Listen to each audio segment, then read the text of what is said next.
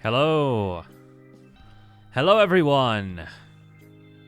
Welcome in to a chill stream. And not because the vibes are good, but because it's very cold. Hope everyone's doing well. I'm wearing my headphones today because it makes my head warmer. I have 2 jumpers on and a scarf. My boiler is still not fixed and it is snowing outside. So today we're doing a headphones stream. I do have an electric heater pointed at my legs, so that's helping. The cup of tea is also helping. I promise I'm not as cold as I look, but if I look cold, then at least that's approximately close. Yes, I'm in ice picks today. Expect some icicles to be forming off my mustache very soon. Yeah, how are you all? Yeah, I hope our pipes aren't in danger of freezing. That would be very inconvenient. Prismarine, thank you for the 9 months. Do I have a hat? I have several, but they're all old and none of them are particularly good. Or compatible with headphones.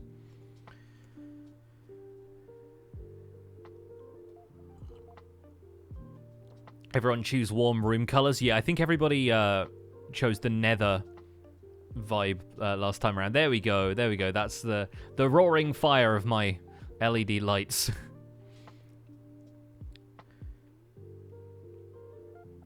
Might have to have the water on a slow drip to prevent that. Yeah, I think we're okay for now. Revolutionary Pirate, thank you so much for the 10 months.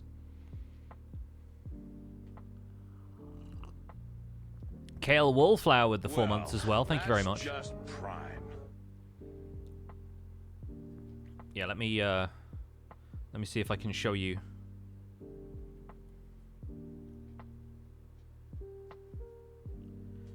Here is I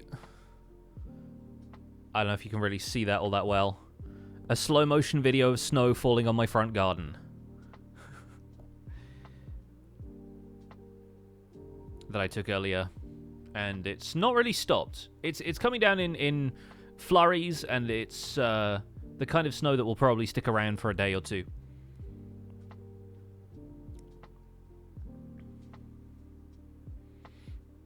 No snow here in Yorkshire. Yeah, I think the north of England has had snowy spells, but the south is getting it today. Midlands here, still no snow. Well, hopefully your heating works. I'll trade it for some slightly warmer weather. Or a working boiler, one of the two. Honestly, really happy that I've got the week booked off work. Yeah, fair enough. Fair enough. Profs are prepared. Thank you so much for the 100 bits. Welcome in. Bonnie with the 10 months. Thank you so much, Bonnie. Never been without heat for more than 24 hours ever, although I know boiler-based systems can be harder to fix than air-based ones. Yeah, we're... What are we on? Like day 5 of our boiler being shut off completely. Before that, it was intermittent. But the weather has only really gotten super cold over the last couple of days as well. So, very inconvenient timing. But I'm actually going to switch off the electric heater for now, just so I don't have to, like, keep an eye on it. My legs are warm enough. And we're going to get on Hermitcraft and do some building. Or rather, some resource gathering for some builds. Let's see if anyone else is on. Oh, XP's online. Cool. All right. let's hop in and let's get to it. So we're at the Christmas district. We're not going to be spending too much time physically here. We're going to be gathering some resources for this. I'm planning on building the frozen river that Mythical Sausage and I were talking about. But I have built a little bit more of what I'm thinking of as a Santa's Workshop build over here. So this is now... I think somebody put a sign on it before. This is now slightly more built up. It's got a nice little staircase up the side that takes you up to the sleigh where the Secret Santa is being drawn. I have pulled my victim, I guess. Nine Foxy Game, thank you so much for the 10 months. And Teeny Bit with the 10 months as well. Whatever I did 10 months ago must have been a good one. Thank you so much, folks. So happy that the Hermits decided to utilize this area. Yeah, it was going to be the shopping district or Mumbo or Tango's base or a variety of other things. But yeah, now Empires is building here as part of the Christmas vibes. So very happy about that. So today I'm going to go and get hold of, amazingly, despite the fact that we are dealing with snow and cold temperatures, I'm actually going to go looking for some ice. Unless there is any in some of these. I don't think anyone's gone to collect it yet. That's Sausage's terracotta. So, yeah, we're going to go looking for some ice. I'm not sure where on the server there will be any, but the first thing I need to do, I think, is I need to go back to B-Dubs' coffee shop, and I need to grab my ender chest from there, because I left that there the other day. So let's head on over. Decisive TV, thank you for the tier 1 sub. Lavender Mama with the 20 months. Thank you so much. So I recorded the Hermitcraft recap live from the server yesterday with an audience of Joe Hill's XP Crafted, Zombie Cleo, and Mythical Sausage. It went very well. So today's recap is going to be a little bit chaotic if Zloy edits any of those clips in, but otherwise it's going to be a fairly normal read with occasional interruptions. But I left my ender chest up here because I decided I would stash all of my stuff because I knew they were going to kill me a few times while I was here. And so I set my spawn behind here and I left all my stuff in an ender chest. But then I left the ender chest here. And I will need that today because I'll need shulkers for stuff. And I'd also like to go and... I think I still have some diamonds and stuff in here. I would like to go and buy some rockets. I have 8 diamonds thus far. And a lot of other stuff in here that I don't really need to keep on me. But let me throw that back in there. Sunday Latte is coming in with a raid. Hello. Welcome in. I will take the latte part. Perhaps not the Sunday. The Sunday feels a little cold. The day and the dessert. But thank you so much for the raid. Welcome in. Hope everyone had a great stream. What were you folks up to today? Hopefully the mods are around to give you a shout out. If not, oh, there we go. Fantastic. Thank you so much. X has an ice farm? I bet he does. And yeah, there'll be a few other bits and pieces. But yeah, I want to get a variety of different types of ice. So like an ice farm, while obviously it's good long term, might not have enough like ice for us to make into blue ice and stuff. So we'll see. Sharon, thank you for the 2 months. Trisha with 1,000 bits. Really appreciate the cheers and the resubs, folks. While we're here in the hype train. Let's see. Tango has an ice farm too. Yeah, again, like I'm trying to get the lay of the land a little bit here as well, so maybe ice farms won't be the best option for that. I was literally right by the rocket shop. I don't know why I'm going over here now. Well, that's just playing Imp and Skizz Skyblock Evolution pack. Very cool.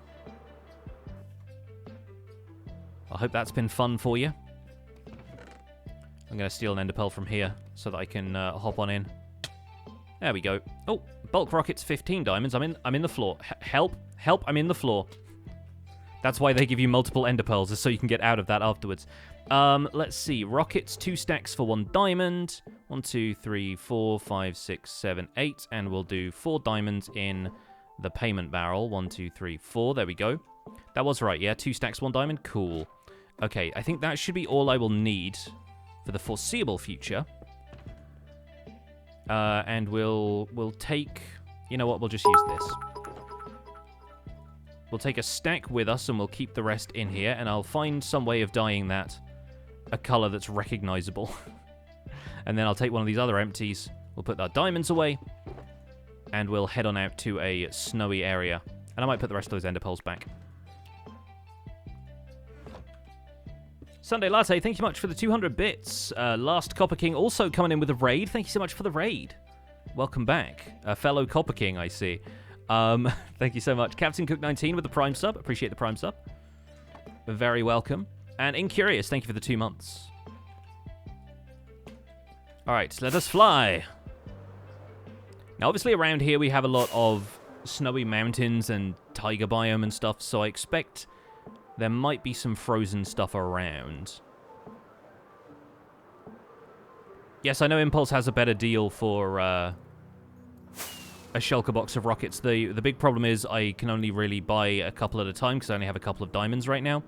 And I don't have a shop, so it's not like I can really grab anybody's profits, you know? It's not like I can make diamonds in any way other than mining them, and I don't really want to go mining for diamonds all of the time. Do I have a fan server? I do not, no. I used to have a patron server back in the day, but I haven't really had the time to run Patreon rewards all that frequently, so I basically decided to wrap up my patron server a couple of years ago. Now that, right there, is a calcite deposit, folks. So much calcite. Alright, that's Savannah and stuff, so that's kind of the wrong way.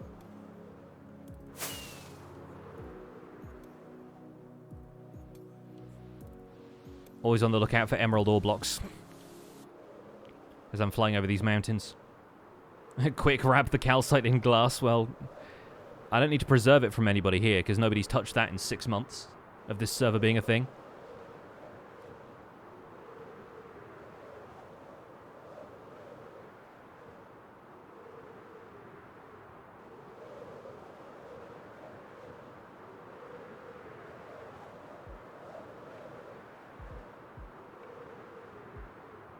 You have an ice, stone, cobblestone, concrete farm that makes a shulker load per run. Cool. A shulker load of ice becomes maybe, like, less than a stack of blue ice, I think. You need 81 blocks of ice to make 1 blue ice. So I think I'll go and find a frozen ocean if it's all the same to you. Are the Empires going to play the Hermit's minigames? Maybe. Oh, I forgot to enable this. Yes, there we go. Lower shield. All right, great. And now it's reloaded the resource packs, so you can't hear me flying. I promise I still am. Stardad3, thank you for the 3 months of Prime. So many ocean monuments around here. And a shipwreck, which I presume has been raided, because most of them have. Yeah, looks like it.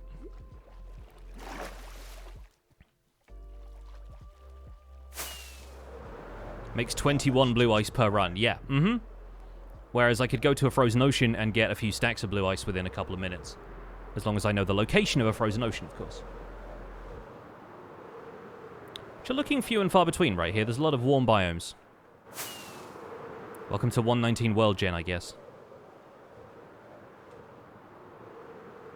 Interesting. There's some yellow glass on fire. I suspect the work of Joe Hill's in this. Don't ask me how I know.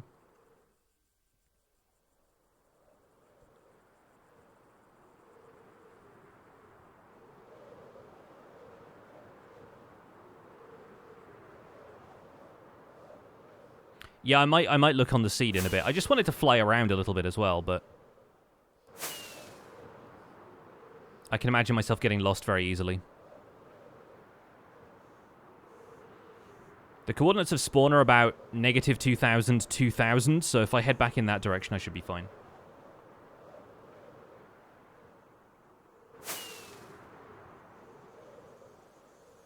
I do love 118 terrain generation. Like, every time you're seeing something new. Something very new in this case, because that looks like a fresh water source updating, so we may be in terrain nobody has ventured in before.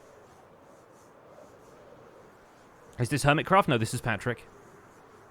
Edgemat, thanks so much for the Prime sub.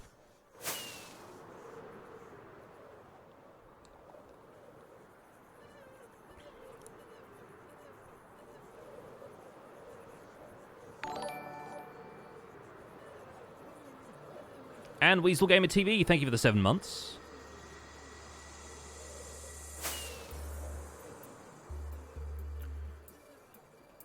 Any spruce wood in chat? A ruined portal over there.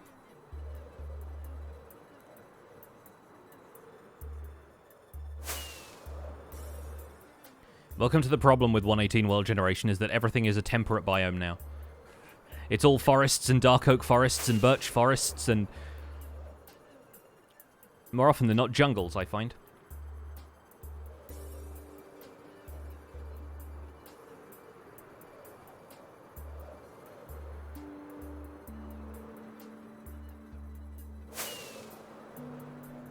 Yeah, this can't be Hermitcraft, because I said I'm not joining Hermitcraft.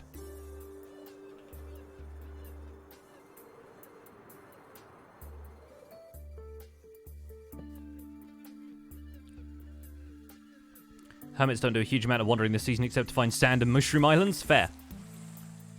I have no idea which way I was traveling now. So going this way? No, that way. East. Towards the rising sun. Yeah, once you find the cold biomes, you can't escape them. That's typically the way it seems to work now. It's a lot more about the world having like a temperature map. Which is a neat way of doing it, I will say. It feels more realistic, it just feels less kind of reliable that you fly enough in one direction and you'll wander into something.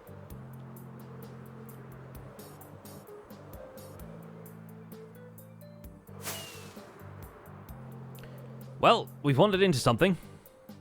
None of this is ice, unfortunately, so we can't take this.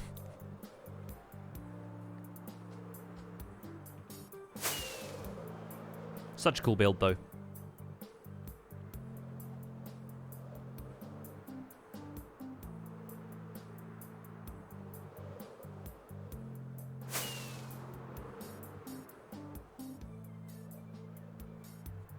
How's my tea? Warm, unlike the rest of me.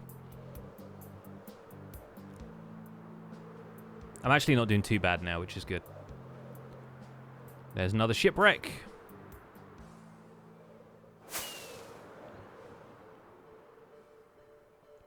Do I have the seed? I do, but I'm trying not to use it for the minute because I just like exploring. Speaking of exploring, this looks like Impulse's place to me. I wonder if he has an ice farm.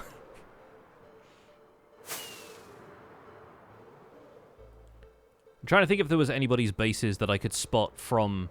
that I could see a frozen ocean from.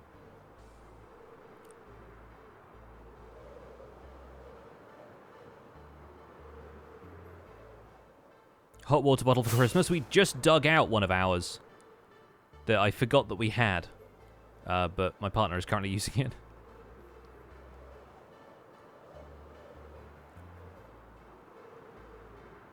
Yeah. People have ice farms, but an ice farm can't necessarily get me a bunch of stacks of blue ice within a couple of minutes, which a frozen ocean biome would if I could find one. The other thing about farms is they're not great stream content, unless you're building one. So I don't want to just sit there farming resources at somebody else's farm. Still no heat? Only electric heaters, so yeah, no... Well, that's just pride. No working boiler at present. I'm trying to work out if this was a sparse jungle or if this was a bamboo forest and they've just taken all the bamboo. Lack of podzol would say probably the former. Gamer Coralin, 2APyX, thank you so much for the resubs using Prime. Appreciate that.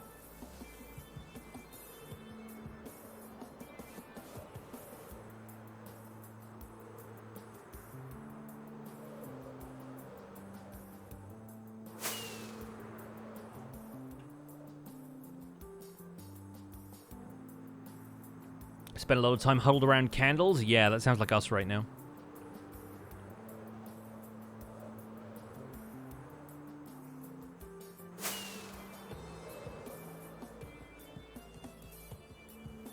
I've had the general Pixar's conception is just old and wise, but Pixar sounds like he'd quote Vines unironically. You're no good, Duck. You're just like your father.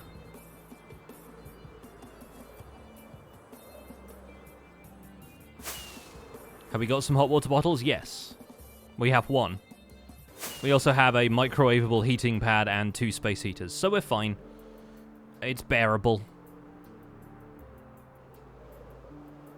But I could do without it being this way, you know?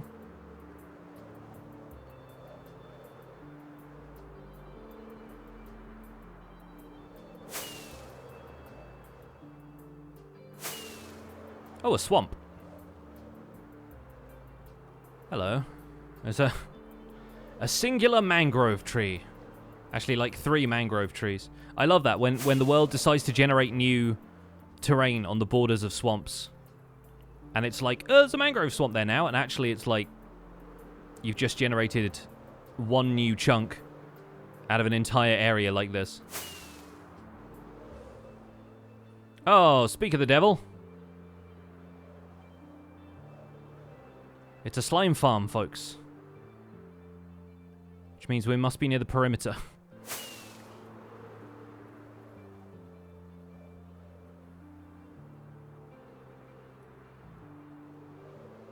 Little plains village on the border of a savannah. Very nice. There's mangrove. Hello. But this is warm biome territory, if I'm not mistaken. How cool would mangrove villages look, by the way? I think those would look tremendous.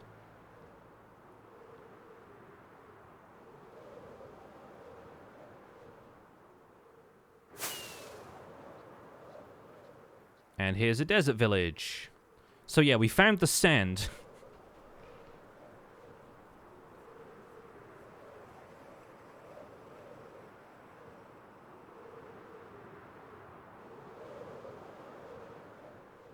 But not too much of the other stuff.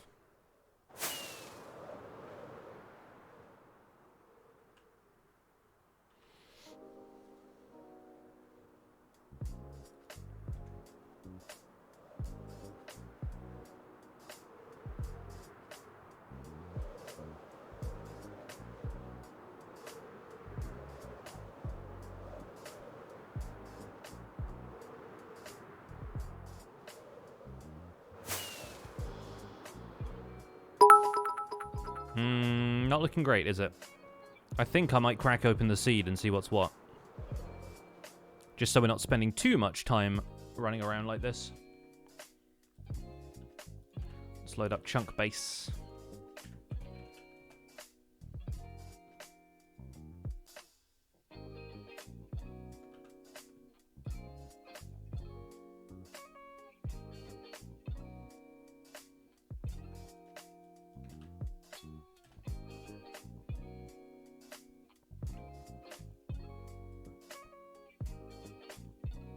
Okay, cold ocean there.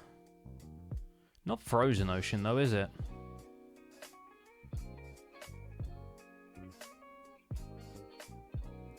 Yikes, that's a while away. Yeah, a lot of these are quite far from, like, central locations. What are my coordinates now? In the negative X and negative Z.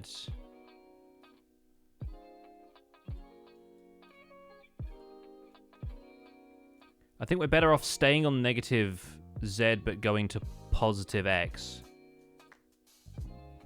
Although, there's a little bit around there, but... Or we could stay on this X-axis and just fly very far south. No, well, let's head south. We're facing that way.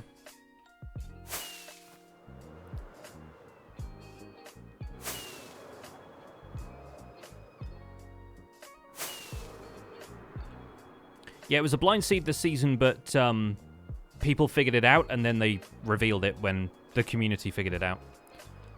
Hashtag farms.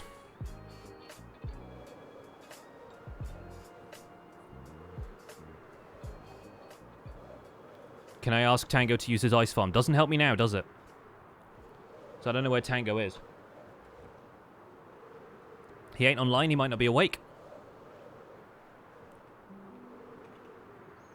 Oh, I need to stop and repair my elytra, I think.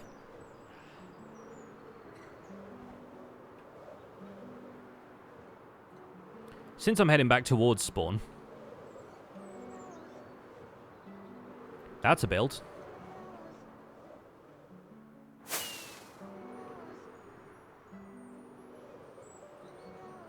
think that's the minigame district.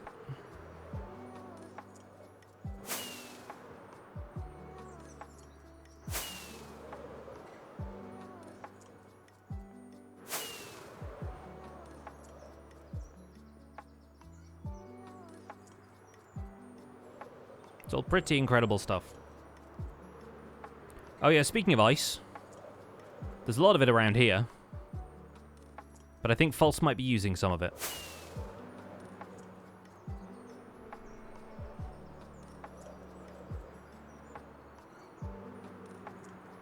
Just gliding on through.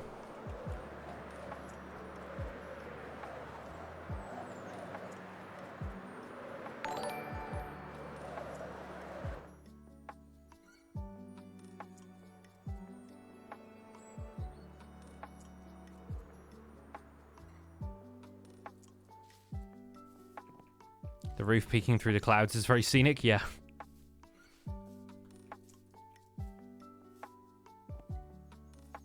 Does anyone sell ice? Various people are farming ice, apparently, but again, doesn't really help me when I need a variety of blocks. I need them quite quickly.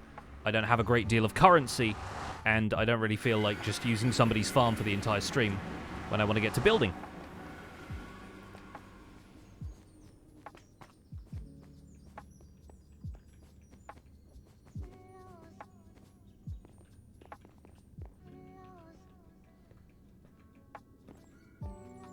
From this point on, I'm going to ignore anybody's suggestions to go and use somebody's ice farm, so you guys can answer those for me.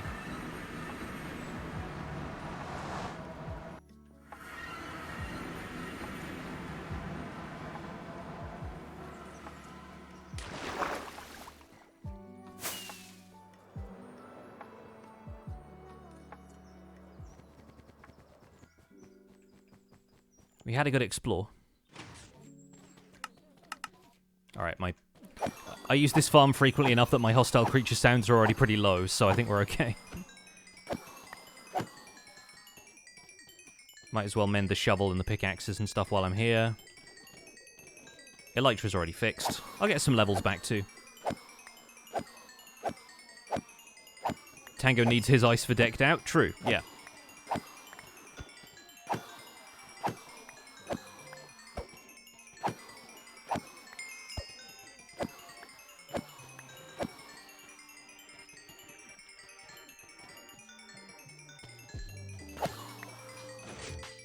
Alright, that'll do. We might get up to 30 levels.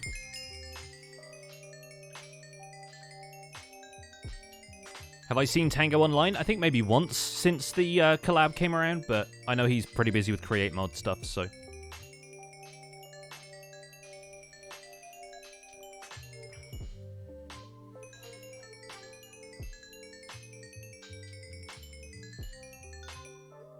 Yeah, the axe doesn't have mending on it, neither does the bow, so... There we go. Hey, Queen. Welcome in.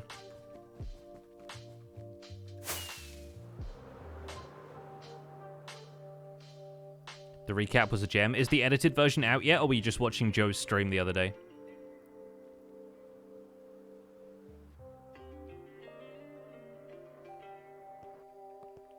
Have I ever done an achievement hunting series or something like that? I did an achievement guide for Bedrock Edition the one time I, promised to do a Bedrock Edition series as like a stretch goal for a charity stream we did. So there's a whole section of Survival Guide that I spend in Bedrock Edition just getting all the achievements within a week. Well, obviously the achievements have changed since then, but...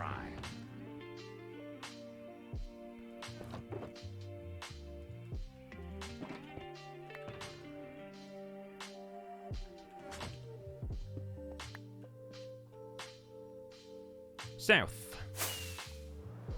So we need to go about 4,000 blocks this way. And a little bit further west.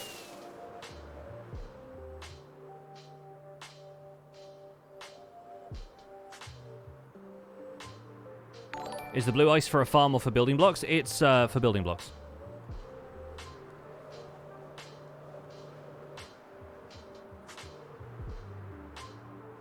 Go via the nether. I'm not sure which portals go out this way, but I'm fine just flying. Again, I like seeing the terrain as we go.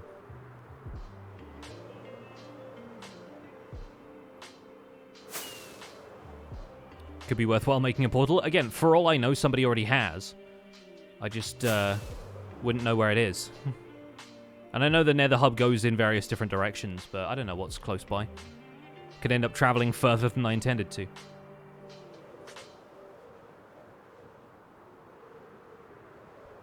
Well, there's a beacon there. So I'm not sure what that is. Stronghold, maybe? Or just a branch mine? Strip mine? What kind of Christmas town am I building? Are there different kinds?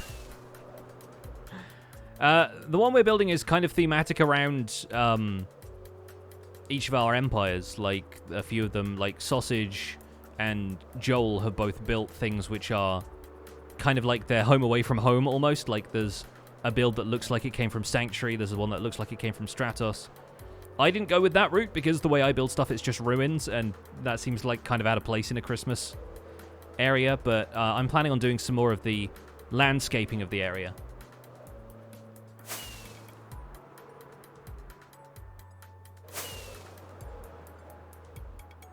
So in about 1,000 blocks or so, we should start running into this frozen ocean. I have the perfect hermit build, though. There's no back. Oh, I built a back to it now. I mean, technically I didn't because I just backed it into the hillside, but here we go. Oh, there's an ice spikes right here as well. Fantastic. We can certainly get a lot of packed ice. I wonder if people have been here for the blue ice already. It's usually in the isolated bergs. Yeah, there's a crafting table there, and a lot of this looks flattened, so I expect people have been here for the blue ice. But we can get some packed ice and craft it. There's no reason why we can't do that. There's a lot of polar bears here.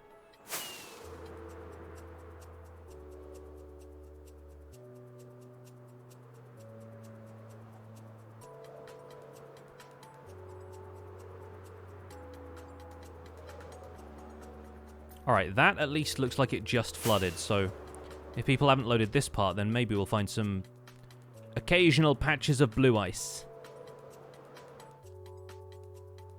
Maybe a section that they've reset, or maybe people just haven't been out this far.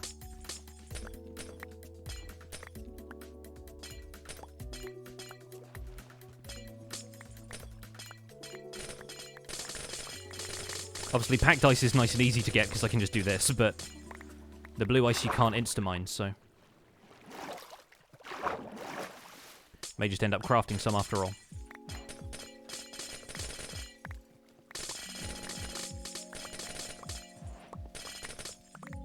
Did Cleo use blue ice at all? Could have sworn they did. They might have, yeah. Suits the color palette of an ocean build, so.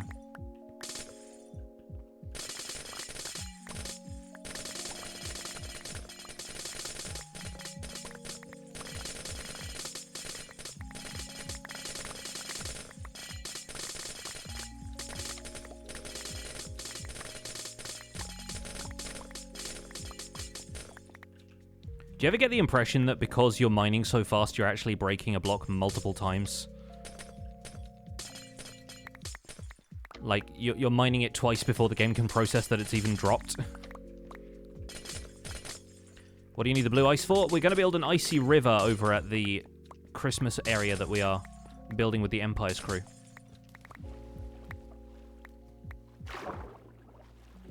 On a server you actually might? Yeah. I was kind of feeling that from the way some of this is breaking.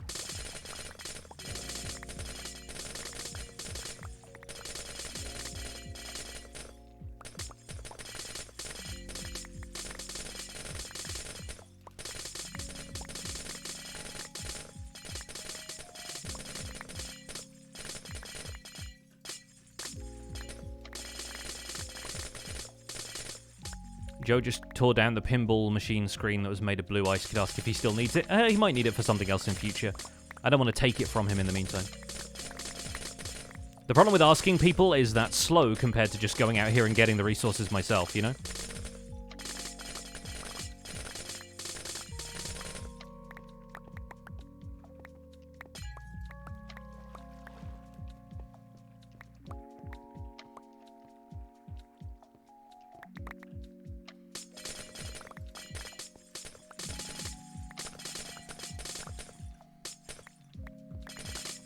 How many do we have? About that much. So we're going to shove this into a shulker box. Remember that one full row of packed ice in my inventory will make a stack of blue ice. So if we want a couple of stacks of blue ice, then we're going to need to fill up a shulker box. Minimum.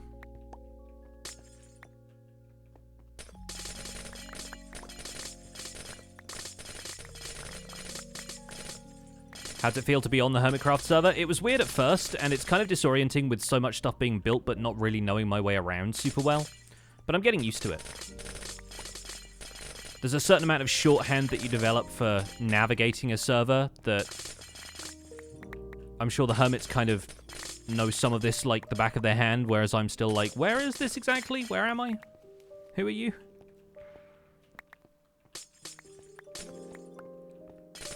Like, the Nether Hub is very helpful for stuff like that, but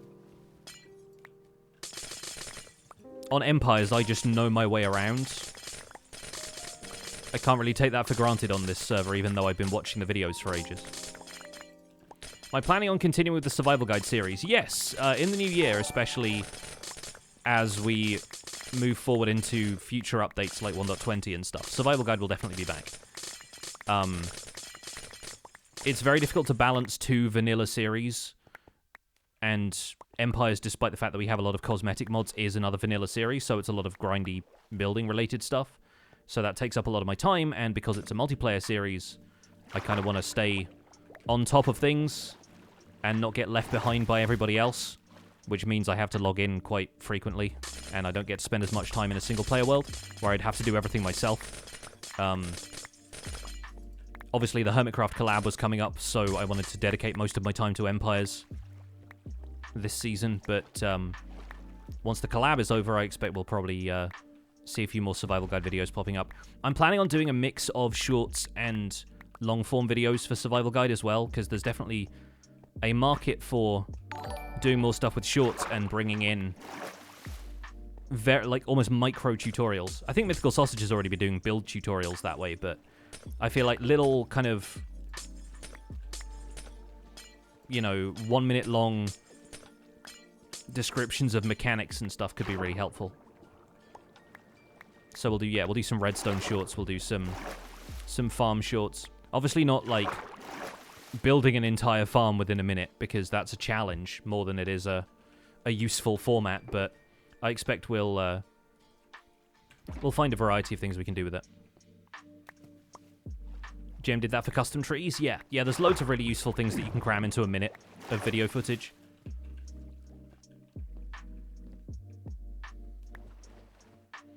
And it can very easily translate into stuff that could be a full Survival Guide concept, but I'd have to do a lot of talking around it. Be like, here are 5 things you didn't know about Minecraft zombies or whatever, right?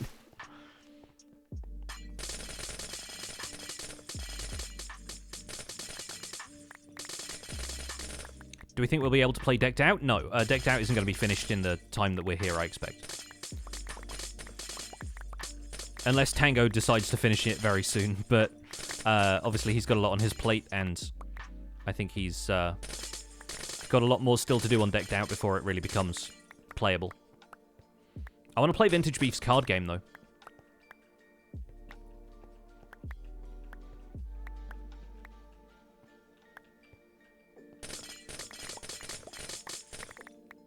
Short format tends to be popular faster too. Yeah, I mean, it's not all about popularity. It's nice if that stuff brings people to my channel, but shorts aren't really that great for revenue right now, so obviously I've got to think about what makes business sense for me to do.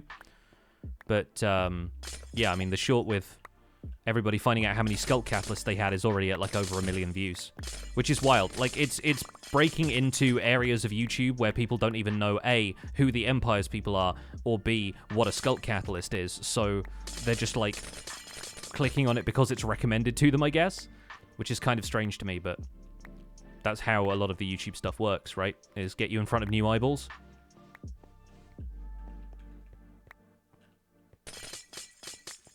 Didn't icebergs used to have water inside them? Some of them do. Some of them still have water sources, just like coming off the edges and stuff.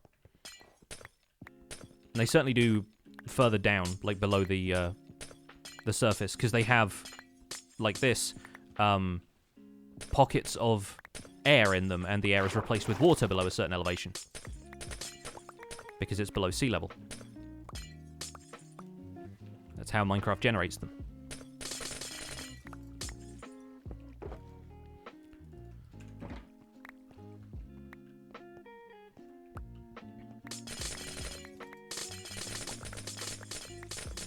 Could the rift stay open after the crossover? Well, depends what the circumstances are of the crossover ending.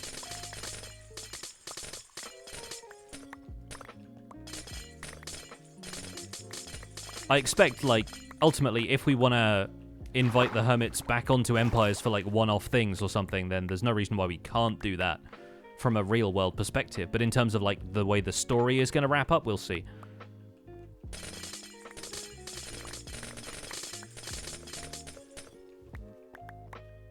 Craft the pack ice into blue ice to save space. I was planning on doing that, but then I realized I hadn't got a crafting table with me. I'd left it somewhere, probably over at the Christmas area, so I think I'm just going to fill maybe 2 shulkers with ice and then come back.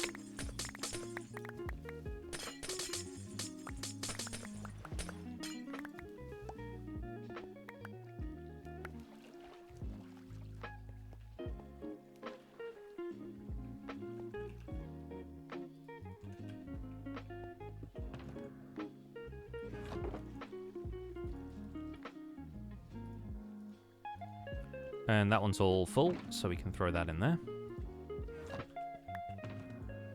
What I want to make, we're building a frozen river kind of thing for the Christmas area over at the spawn mountain. Yeah, I did pass a crafting table, yeah, so there could be one around here that we can use, but I like to stay focused on one thing at a time when I'm out here collecting resources, and it's really just about gathering the ice for me. Like, it's not inconvenient, I have enough space. Also allows me to keep track of how much packed ice I have, and I can make the blue ice as I need it, instead of crafting a bunch of it down and then realizing I'm not going to use that much, you know?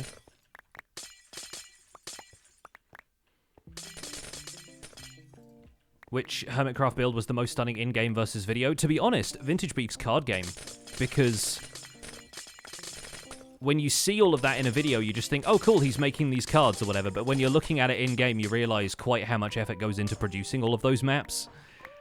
Like, with most other things, with most other builds, because I've been playing this game for long enough and I've been making videos for long enough, I get a sense of how long it took somebody to do something, and all of that stuff is really impressive. Like, everything B-Dubs has built is obviously spectacular. Like, there's so many talented builders. Everything Scar does is wonderful. And all of the Redstone stuff on this server still fascinates me to this day, but map art is one of those things where you can look at the product and go, oh wow, that's cool, but then you look at the process and you think, that's so much effort.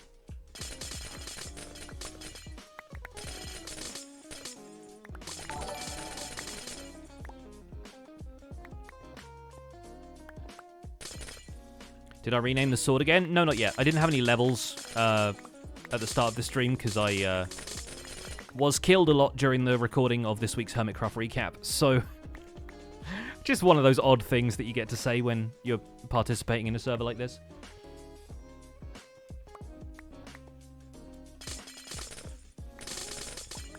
Yeah, Beef has been making map art basically since week 2. That's been what he's done this entire season. So, yeah, the man deserves so much credit for everything he's decided to do with that.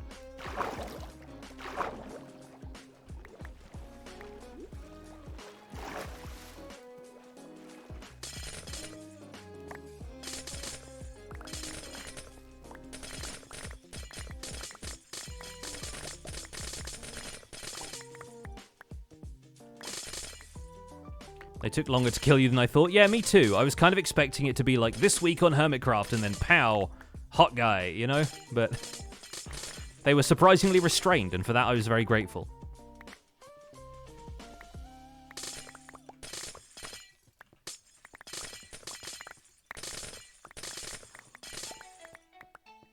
Murdered by hecklers. Every comedian's worst nightmare. You don't even get to get in a comeback before they've shot you with a flaming arrow.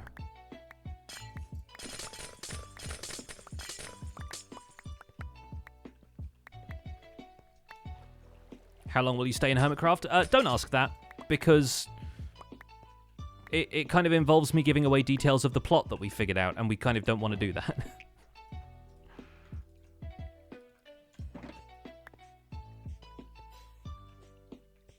Recording session seemed hilarious from what I saw of it from Joe. It was great. Like, it's so fun. I do hope we can get more people into the next one, because I think it's going to be even more chaotic if there's just a ton of people throwing snowballs or tomatoes or whatever they've got handy.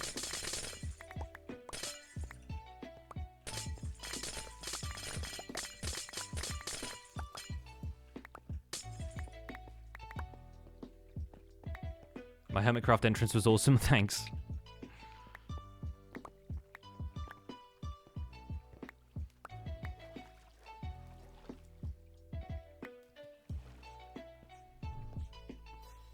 Yeah, the new will you join Hermitcraft is how long are you going to be in Hermitcraft?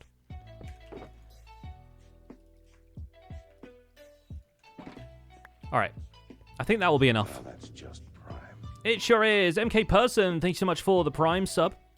I should also get some regular ice. I feel like regular ice is one of those things that's the easiest to get, but then if you don't have it, you're like, hang on.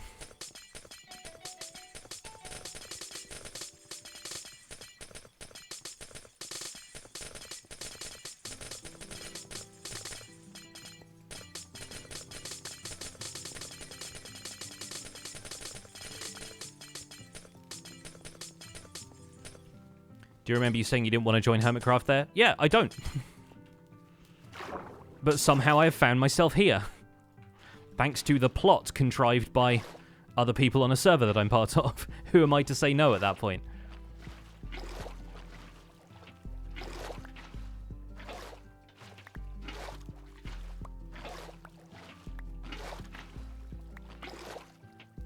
How does my background lighting thing work? So both of the sets of lights I have are Wi-Fi connected and can be controlled via like apps on your phone and stuff. But some very clever people have put together a system that links the API that those lights use to the Twitch API, and so you can adjust the lights using channel points and stuff.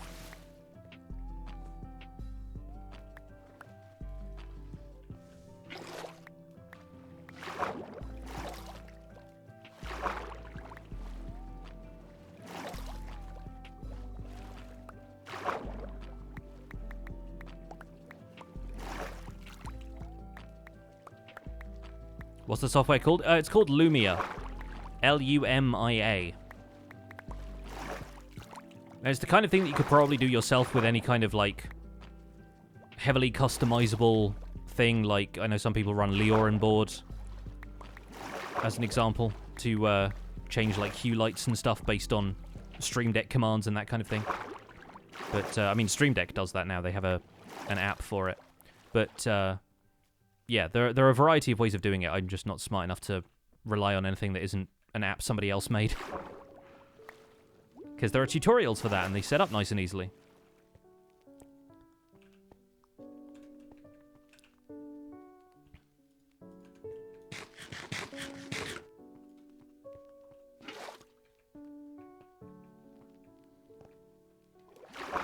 North!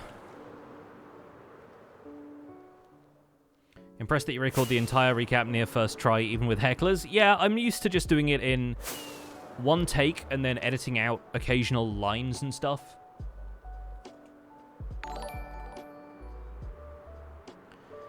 Fauna Fearless, MK Person, Ore Keeper, The Loud Neon, Quantum Mygo, Square Moon, Conda Limburger, Grits. Thank you all for the subs and the resubs.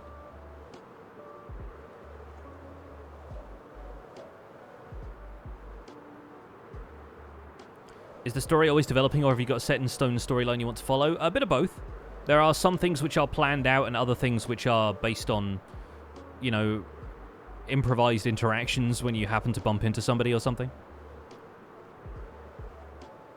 It's the same with builds. It's the same with anything else in Minecraft. Like, the fact that Mythical Sausage and I came up with that idea of, hey, let's turn this ravine into a frozen river, and now we're doing that. Like, it's not like we planned that super far in advance. It just came up while we were talking about it, and I went, yeah, sure, let's do that.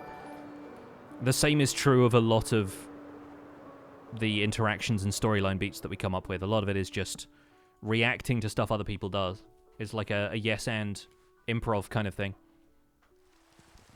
Red is fun. Thank you for the 13 months. Unlucky for some, very lucky for me. Appreciate the resub. Thank you. North, this way.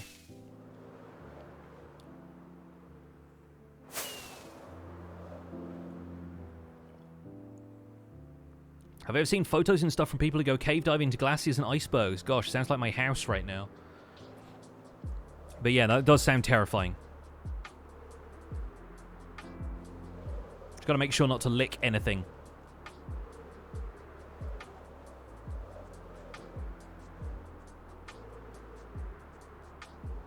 Yes, the whole demon storyline on Empire Season 1 started with Scott just wanting to mess with Shelby and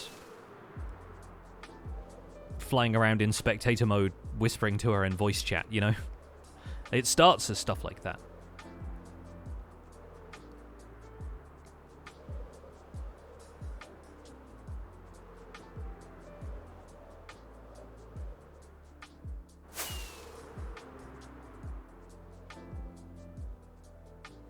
When do I think I'll upload Survival Guide episodes again? When I'm ready to, but probably in the new year sometime. At the very least, we will definitely come back for Survival Guide when 1.20 comes out, because obviously there'll be new mechanics and new mobs to talk about and all that kind of stuff, but I expect a little bit before that. Guessing that Jimmy as Woody was also improv? I mean, probably. I expect Joel figured out as soon as Jimmy was like, I'm going to be a Wild West sheriff. He was like, oh, you're clearly going to look like Woody.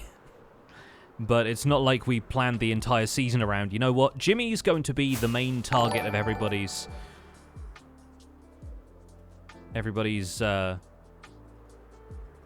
ire and devastating commentary.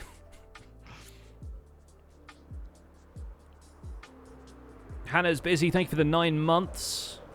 Welcome back.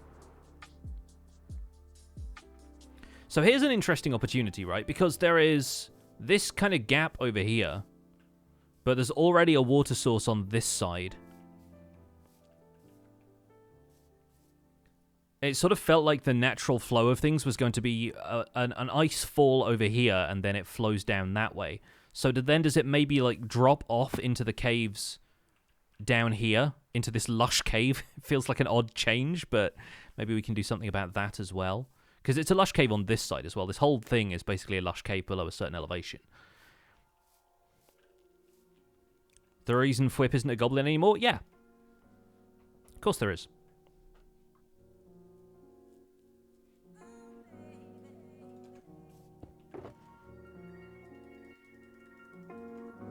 So the majority of this is going to be packed ice. And I think we'll do multiple layers of it so we can layer some regular ice on top of that. The lush warmth melts it like hot springs in Iceland. Yeah, maybe. So I think we're going to move this tree. This isn't a lore tree, so it's fine. If it is, it's lore that I cut it down. There you go. See how easy this improv stuff is, guys?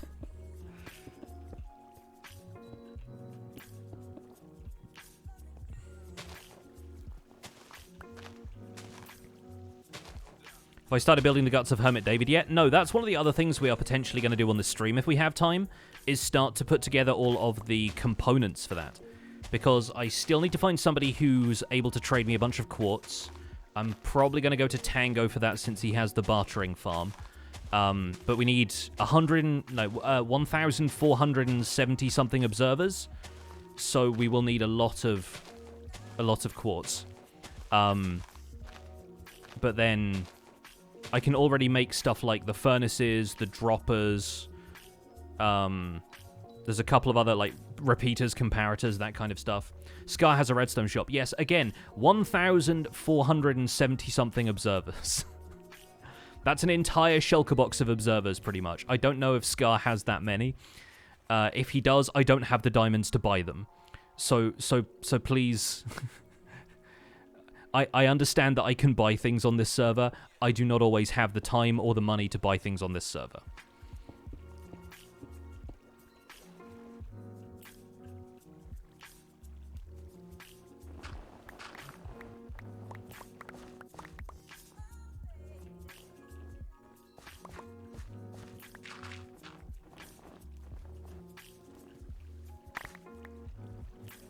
Villagers don't sell quartz. No.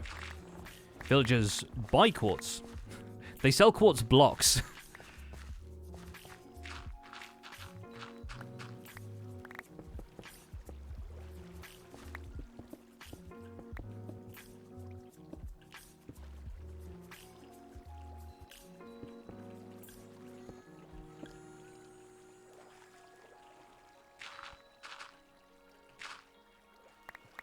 Yeah, you can get quartz from bartering. That's the whole point. So that's why I'm going to Tango for it, because he built the Ferris wheel.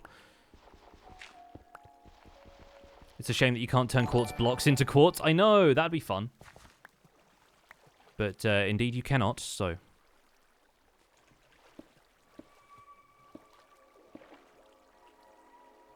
I want to imagine this kind of like cascading down here and throwing up like a spray almost.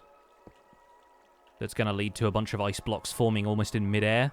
And because it's Minecraft, stuff can form in midair and stay there.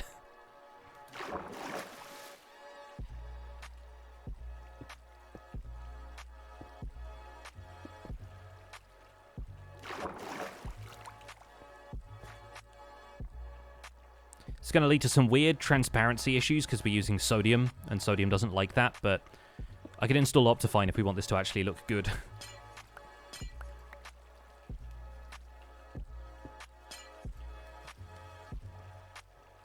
And yeah, there's all kinds of other stuff we can do right now. But right now, all I've got is the ice. So the ice is what I will work with.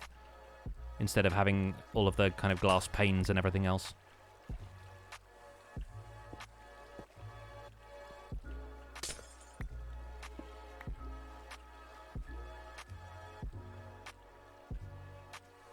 Can work on that a little more. I'd like it to come down in a more kind of straightforward waterfall cascade kind of way. But we can also do that here.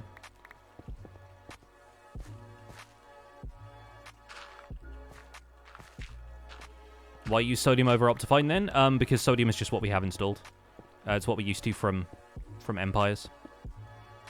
I think a lot of folks on this server use Optifine because you can add a bunch of other mods that are compatible with it, but for performance on Empires, we've been using sodium for a while.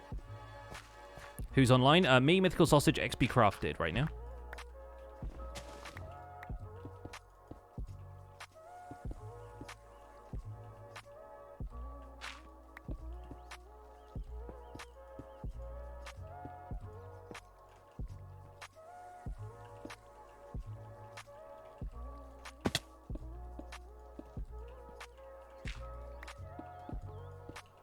Gotta think like water a little bit here.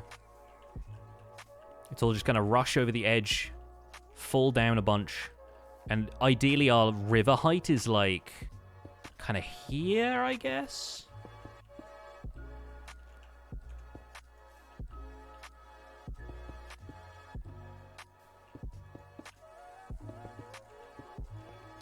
Sort of like this.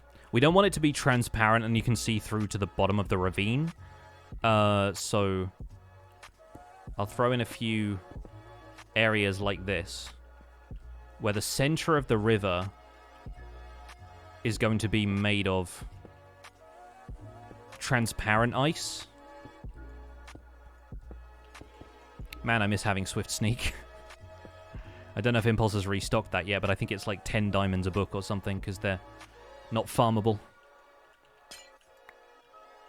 Wonder if that's going to change in future.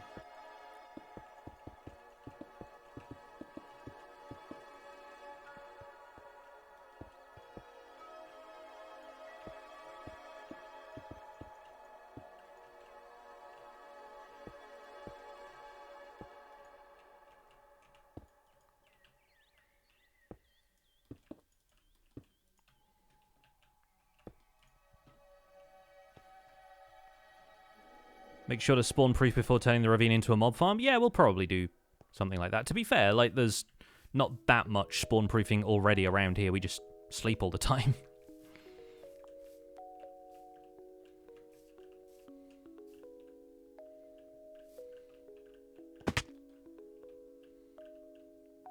We could have another stream come down from there as well. We could have it, like, flowing into multiple areas, but I might build up this stone wall behind here.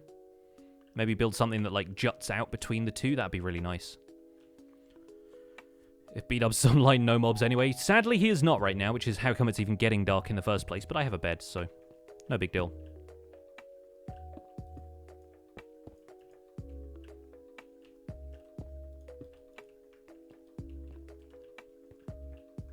Plays, thank you for the 4 months. Red is fun, thank you for gifting those 2 subs.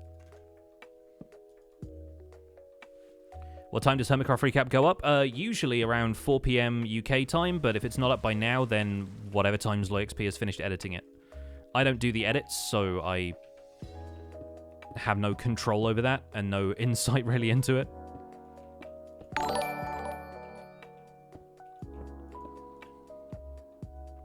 I wonder if that's a legit with the skeleton skull he's got, or if he's just been at the farm or something.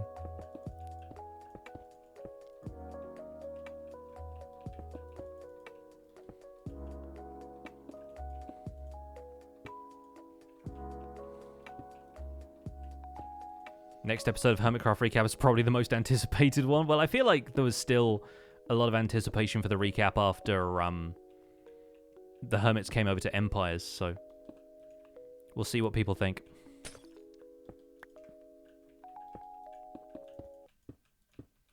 Yeah, I'm going to need more regular ice than this if I'm going to keep this as the pattern for the river, but I quite like it.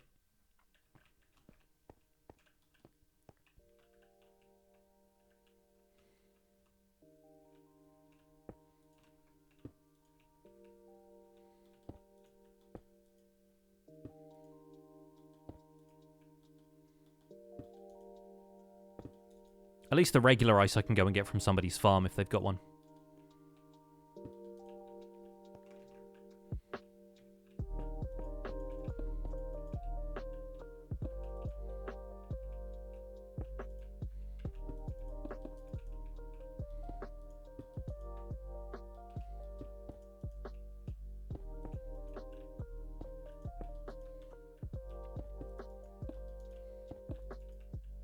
Will Secret Santa be before or after Christmas? I mean, probably before, because it'd be nice to get presents before that. I think after a certain point, everyone's just going to be off seeing family and stuff anyway, so. How are you going to mix blue ice? I'm saving blue ice for a second pass on this, so we can throw some more detail in it.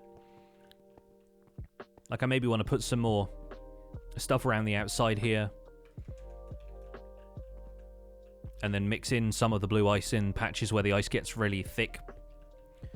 But, yeah, haven't thought that far ahead yet. I just wanted to have some blue ice for when the opportunity presents itself.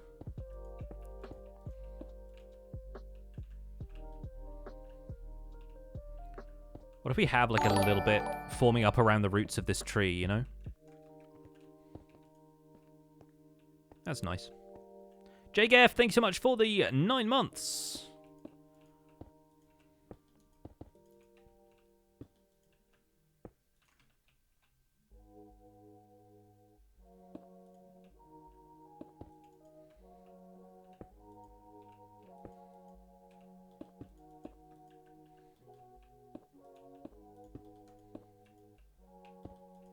Put one in there and then keep this going. Is the ravine itself lit up? I mean, no. Does that matter that much? I don't think so.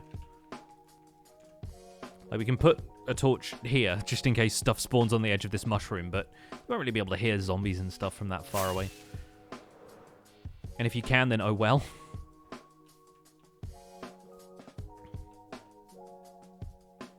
That's starting to look quite nice. I like the having packed ice underneath here and then transparent ice on top. That's working well for me.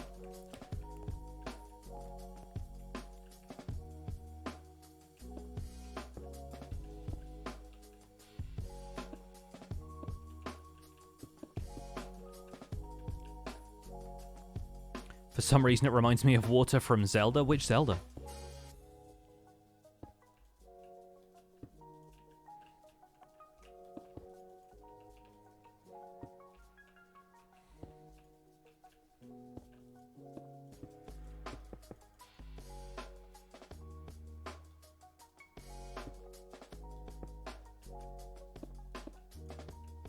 The moaning frozen river makes for compelling lore, yeah. The river is haunted.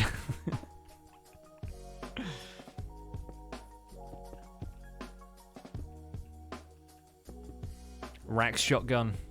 River's haunted.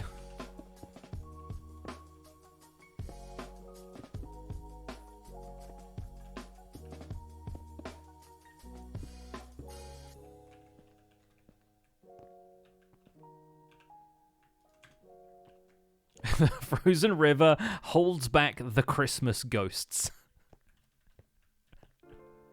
It's such a great sentence to read in a Twitch chat. It's said this town is haunted by the ghosts of Christmas. To be fair, like a lot of ghost stories happen around Christmas. If you look at like Ghosts of Christmas Past and all that, you look at A Christmas Carol. Dickens is all about like, oh, there are ghosts in Christmas, the happiest time of year. Was thinking river sticks, but frozen. No, congratulations, you've invented the Christmas ghosts.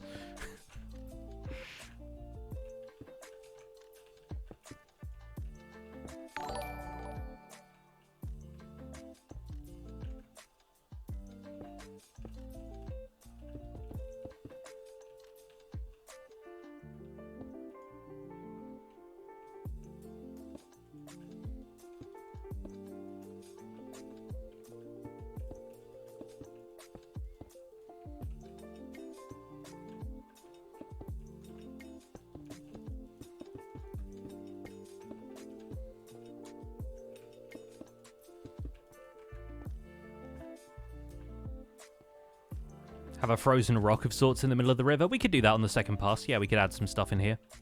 Maybe another tree on the opposite side with the roots dangling down like this one does. It's a nice way to get out of the river if you fall down there.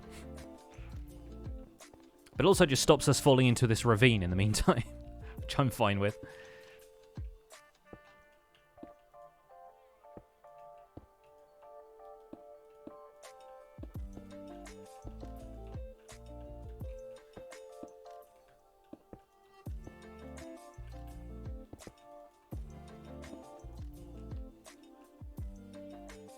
Name some zombies, throw Christmas hats on them. We could do. We have Christmas hats now.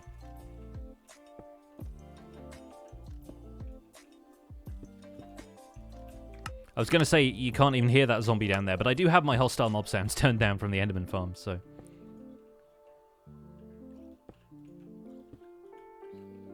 You can hear the distant sound of him burning in the sun.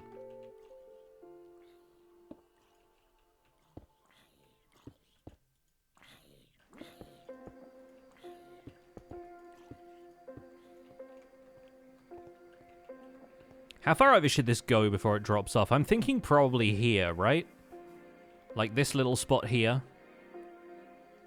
Because then it can just kind of cascade down into the lush cave part there. Well, that's just prime. It sure is. Block Bane, thank you so much for the Prime sub. Bane! Thank you very, very much. Enjoy your emotes and your sub badge. Welcome to the Pixels.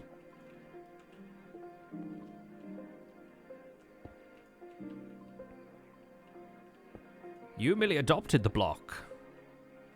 I was born in the block, molded by it.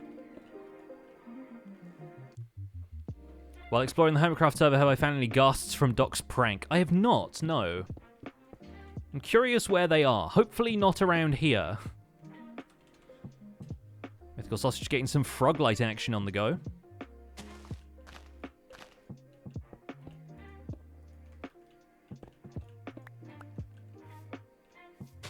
I did it again!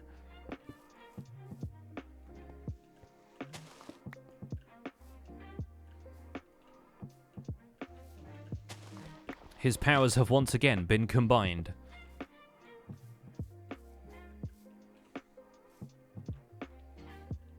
Was one miles above Joe's thing before they left for Empires? Yeah, I think one ended up over the perimeter at some stage, but I don't know exactly what's happened to them since then.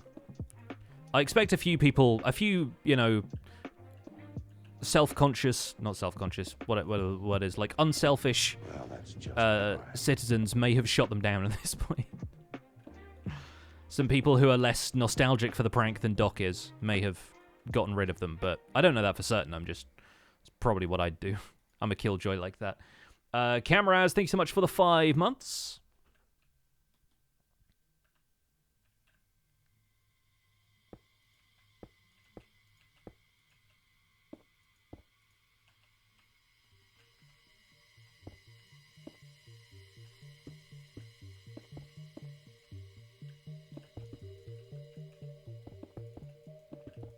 You know what? We've actually come away with a decent amount of regular ice from this. I thought we wouldn't quite have enough, but this is looking quite nice. Obviously, we'll have some more around here, so we'll probably need some eventually, but we can exit the river on this side. Are you cold? That scarf is really cool. Thank you. Yeah, I don't know where I got this scarf. I think it was a gift a while ago. But yes, I am cold. Our house has no heating, and it's snowing outside.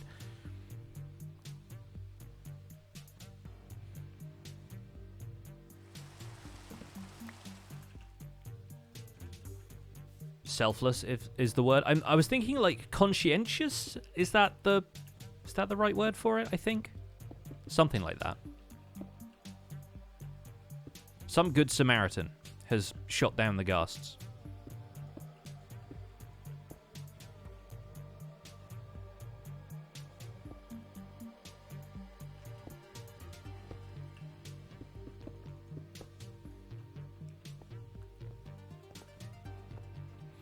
Yeah, I was considering doing this with shaders, but the problem with shaders is that they tend to lag the stream a lot more than they lag, like, in-game. I don't know, that's looking alright. Bit of extra, like, reflective ice stuff going on here as well, so... I know a lot of people don't really like looking at shaders all the time, but... Yeah, anytime I look up around there, I'm like, there's a little bit of jitter happening.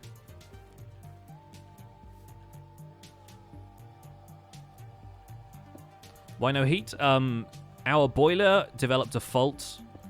The boiler is the thing that provides all of the heating and hot water for the house, and our boiler developed a fault where it couldn't reignite every time you wanted to switch the heating on, like the pilot light kept going out, and an engineer came out to fix it, and he said he doesn't have the parts to fix it, and he had to switch it off because otherwise it would leak carbon monoxide into the house, which can be fatal. So... yeah, basically to make sure that we didn't end up getting a serious problem with carbon monoxide poisoning, I have had to turn off the heating and hot water to my house. Luckily, we have electric heaters that we can bring out in emergency cases like this, and majority of the time we can survive. It's just unpleasant.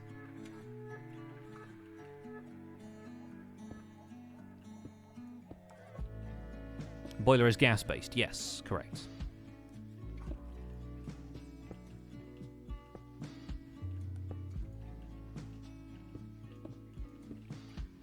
And ideally in future we'd switch over to a system that is full electric and, I don't know, maybe have solar panels and like be able to get energy from more renewable sources, but we're dealing with the infrastructure that was left here by the people who owned this house previously, and to be honest, right now electricity is very expensive, so like heating the entire house with electricity, which we are doing right now, is more expensive than it would be if we were running the heating with gas. So, I mean, we'll see. In future, we'll be able to resolve this problem, but it's not really something that we can look into in the short term because we are more concerned about just, you know, getting our current system up and running again. What shader pack was that? Continuity. Complementary. I always get confused between the two. Continuity is a connected textures thing. Complementary is the shader pack. How do you toggle shaders that fast? If you're using Iris... which is the shader pack that works with sodium, the shaders mod, sorry, that works with sodium. If you hit K, I believe is the default keyboard shortcut for it. You can also change the keybind for that. It toggles shaders on and off.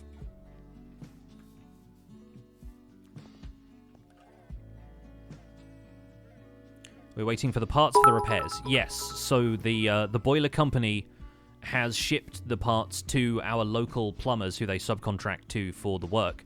But it's been the weekend. Our boiler was shut off on Tuesday. The parts should have been with them by Friday, but there are also postal strikes and stuff happening, so we're hoping that the parts actually make it to us. And, yeah, sooner or later we'll get a call from the plumbers letting us know when they can come and fix it. But in the meantime, we are getting by, and if it was really bad, we could just get a hotel. You know, we are fortunate enough to be in a situation where we could, in theory, come up with other solutions to this problem.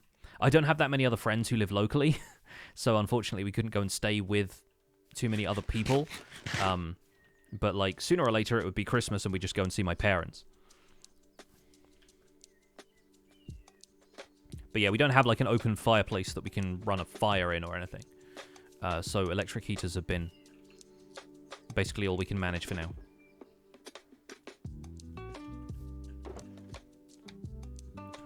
Where did I leave a crafting table? There's one up here that I'll use.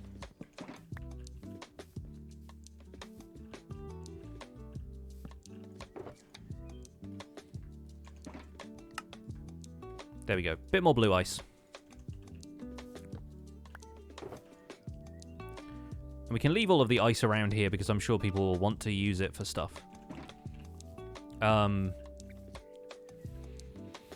yeah, I think having like a base of packed ice going down here would be fun. I might get some... Do we have any tuff in here? Yeah, we do. Okay, great. We'll use some of that. And maybe some cobblestone. And we'll create like a rocky outcropping kind of thing over here.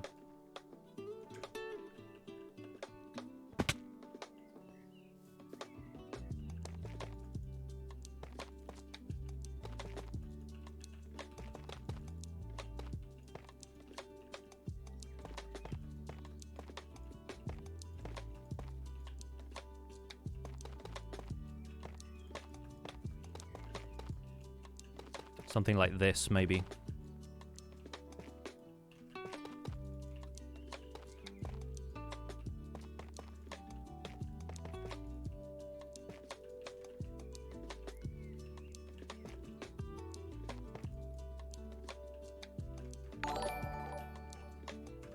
Yeah. Sunburnin, thanks so much for gifting those 5 subs. Appreciate some of that warmth right now.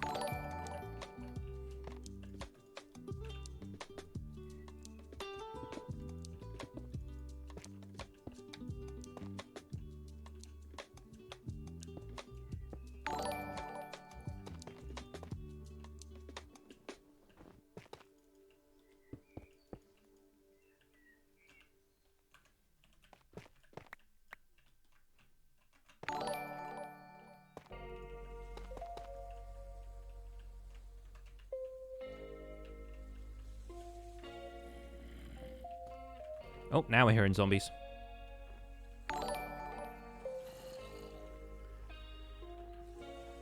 And Dr. Metal Warrior with 100 bits asking what my favorite moments have been from the crossover so far.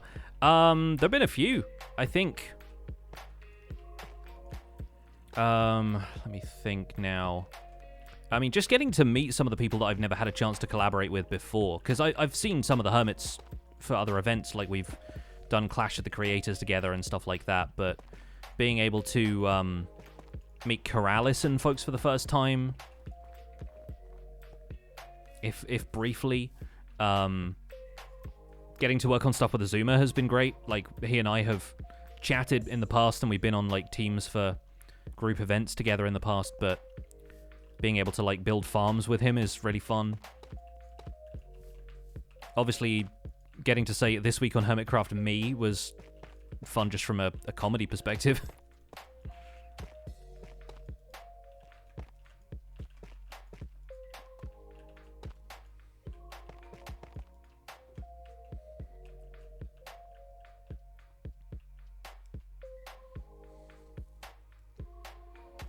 Figure it's okay if I left in the whole bit about Zloy will hate editing this as the post credits? Oh, absolutely, yeah. That'd be so funny. Hope the edit's been going well, man.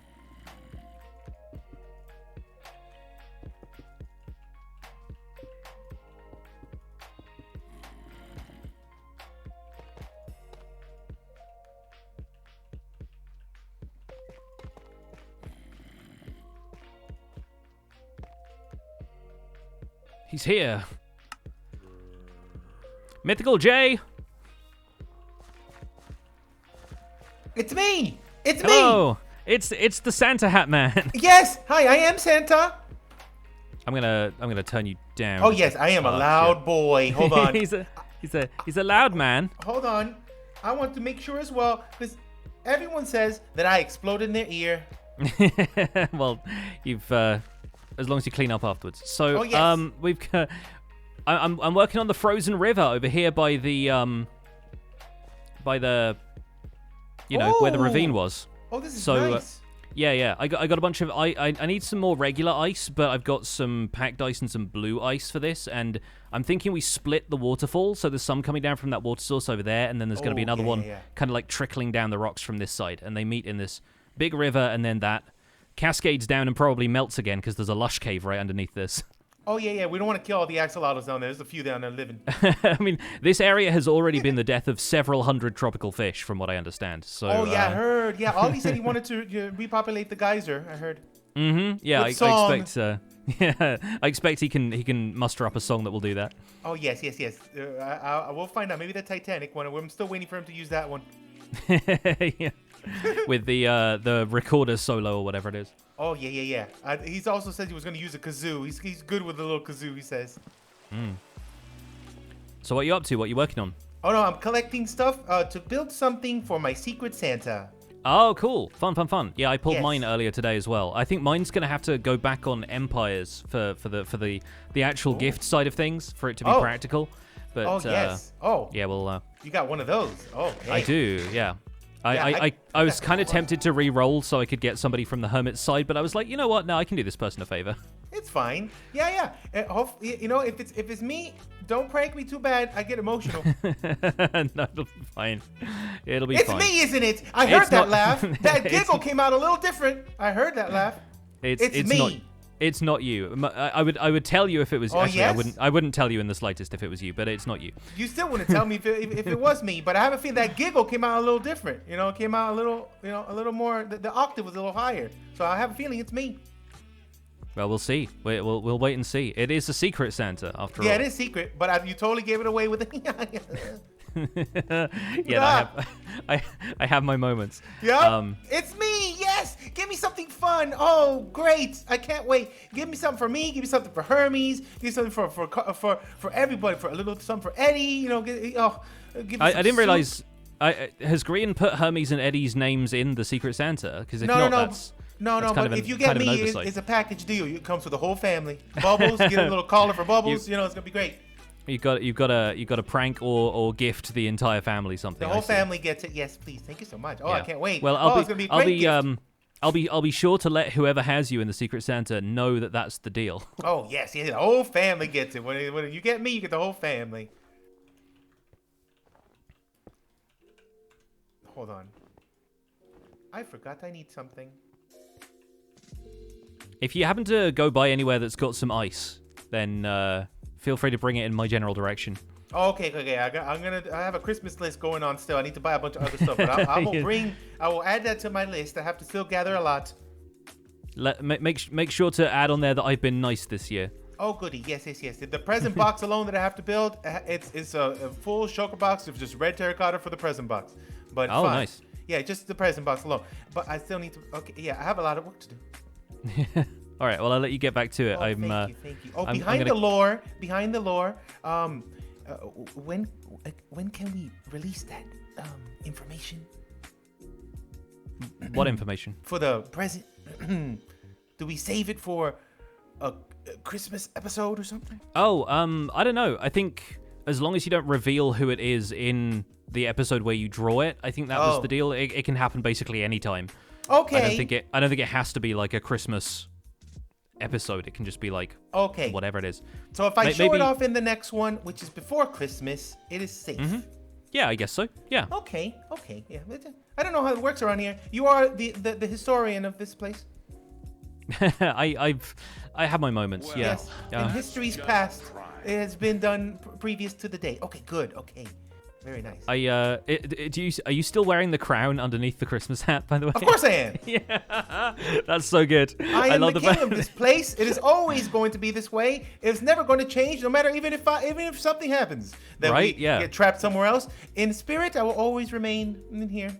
The crown is indelible. Yes. It shall forever remain part of Hermitcraft history that you are the king. Yep. And the throne room is all ready to go at the castle. All I have to do is put my body in there in spirit in case something happens.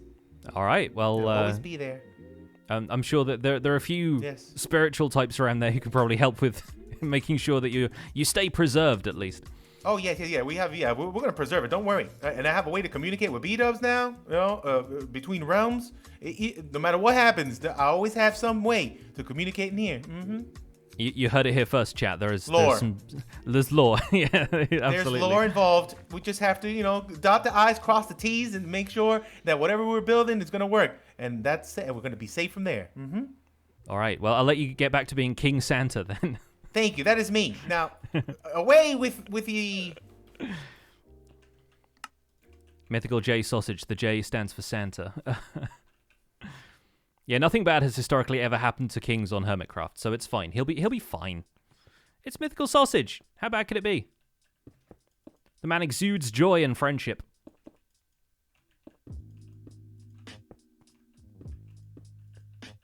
We need some regular ice in front of this, I think.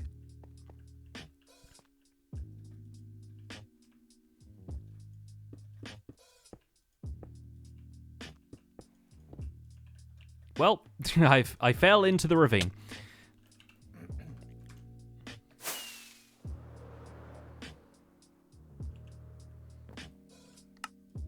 I just hear sausage clearing his throat. And tell that man Zloy XP in the chat. It is Discord. Stop breaking immersion in chat rooms, Zloy XP. It is Discord, but I wasn't gonna say Discord immersion breakers Zloy XP. Build me another pirate ship, you little pirate dead man. Yeah, this is the man who denied that YouTube existed when people from YouTube showed up. So like, you can't expect him to acknowledge the presence of Discord. Breaking immersion. I went to the chat. The second I went into the chat, I saw him with his immersion break. Discord. I see you, Zezor. I mean, at least it's not Facebook. Yeah, who goes to Facebook anyways? Right? Yeah. Zloy XP with your 17th pirate ship. If there's such a thing as a pirate furry, it is Zloy XP.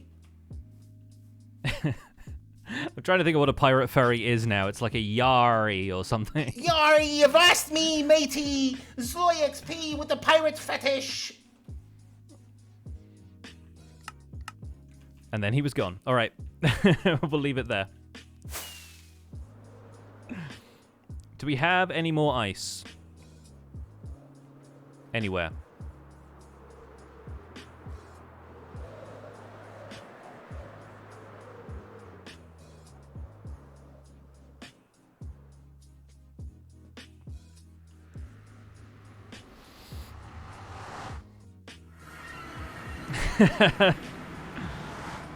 Glad you folks are enjoying that. Yeah, Azuma also has an ice farm behind the skull. We can head over to Azuma's base just because I know where that is. I know everybody else has an ice farm too, but I'm just used to Empire's logic where everybody just has, like, there's one person who has the farm for it, unless it's gunpowder or stone or whatever.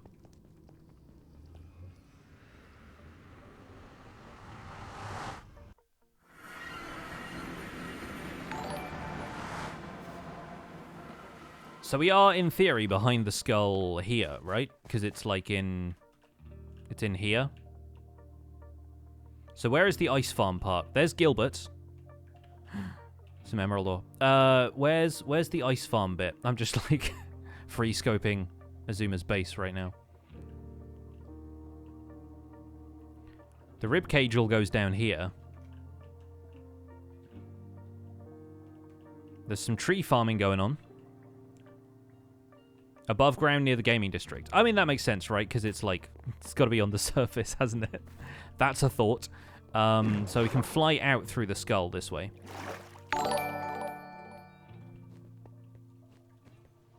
The amount of wool he's had to put around this thing to make sure that the outsides are all black. That's quite impressive. How do I leave? How do I leave this place? I guess he's just, like, cut it off, right? Oh, wait. Hang on. How do I get in here? Do I get in here? Apparently not. It's all blocked up. Alright, I should just go via the nether, shouldn't I? Really?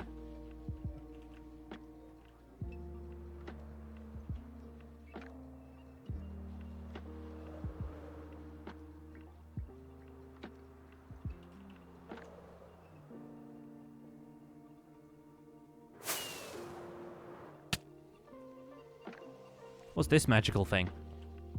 Is this the back half of his storage system? Sooner or later, I'm going to run into, like, a warden that somebody's got hidden inside of their base. Oh, no, this is more tree farming stuff, surely. Or... no, I don't know what this is. It's got a wall of pistons, that's all I know. Oh, yeah, it is tree farming. That makes sense. Have I been to Scarland yet? I've been past Scarland. I haven't been there for, like, a tour or anything. This looks like natural light to me. There we go.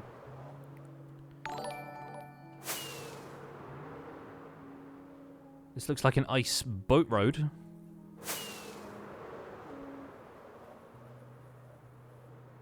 So people are saying behind the skull somewhere.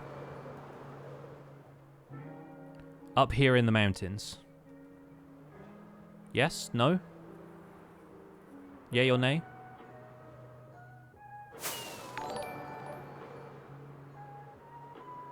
Is it this?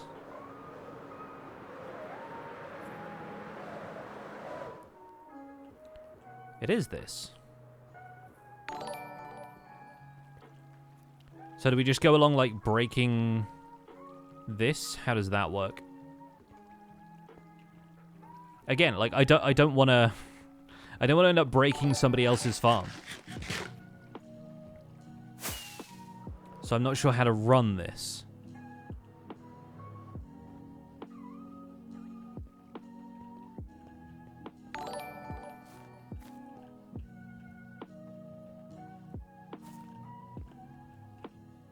But this is standard redstone flying machine kind of stuff, right? There's just a lot of timing circuits here that I'm worried about getting the timing wrong. It's already broken? Oh, good. Well, if we break a little bit off this bottom layer, he won't mind, right? In before Azuma comes around. Oi! What are you doing? Just gonna hop in here.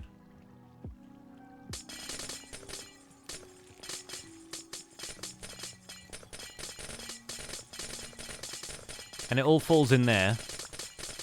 It all ends up flowing down into hoppers under the honey blocks. That makes sense.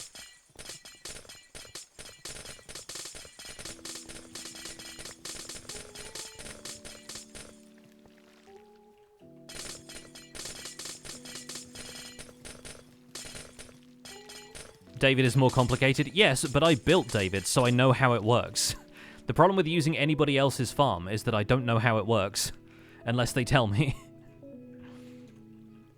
So I assume the storage is just all down this end, right? This seems to be where the magic happens.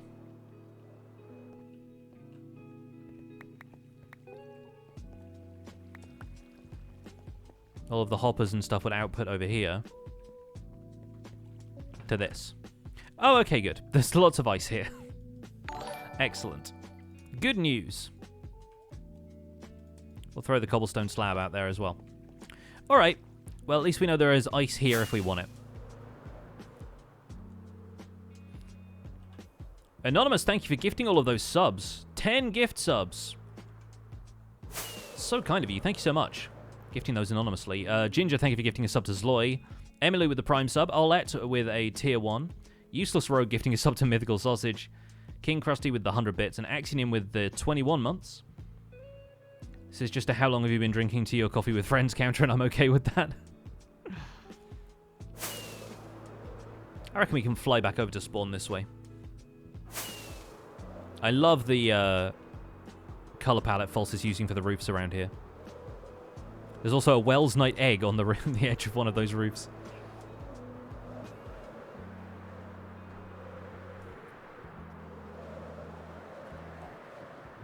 Oh yeah, it looks like a proper part of the landscape now.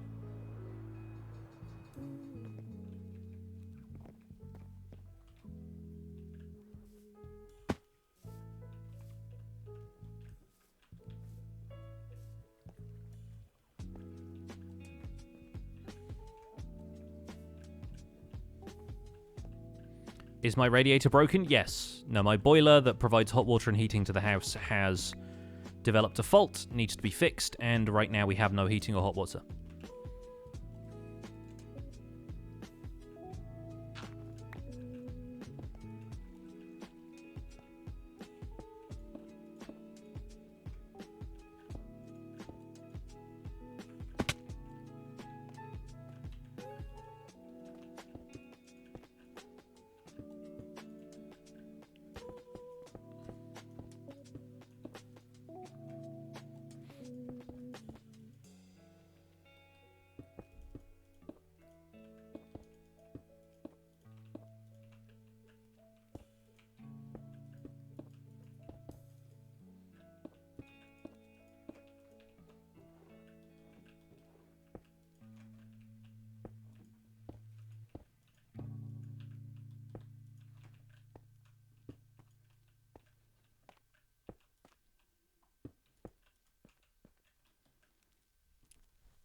How am I managing the cold? I'm fine for the most part. It's still kind of miserable, but I'm surviving. And hopefully they should be out to fix it later this week, but I just want to make sure that we're good in the meantime.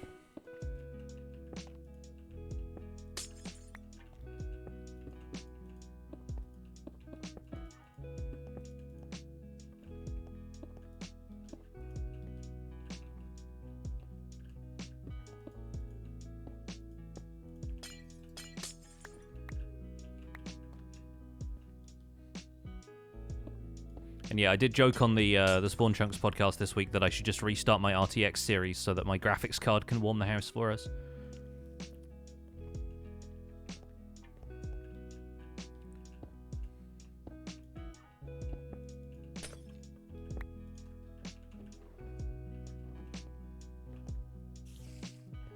I'd have a few more sparkly bits of water coming down this way.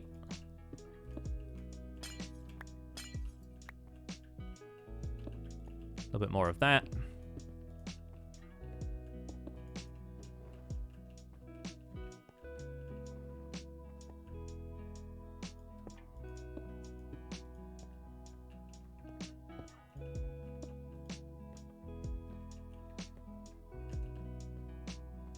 It's giving the impression, isn't it? Needs a little bit more of the, you know, stained glass highlights and stuff, but I think overall it's looking quite nice. The frozen river, how we chose to cover up the ravine? Yes. Yeah, me and Sausage were looking at it and we thought, frozen river. Frozen river. Oh, this is powder snow. Okay, yeah, so kind of fine getting rid of some of this. As though the powder snow is all melting, running off the hillside here. This one's more of a trickle at first, but...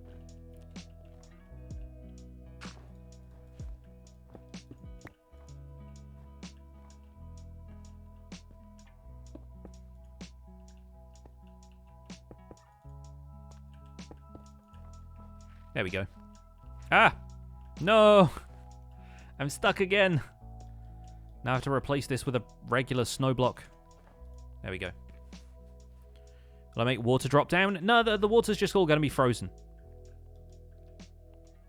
Like, we'll probably have water coming down from maybe up there, I guess, but Again, I don't want to just, like, flood all of the stuffed sausages placed around here, so we'll try and make it as controlled as we can. Water in Minecraft is sometimes a little unpredictable.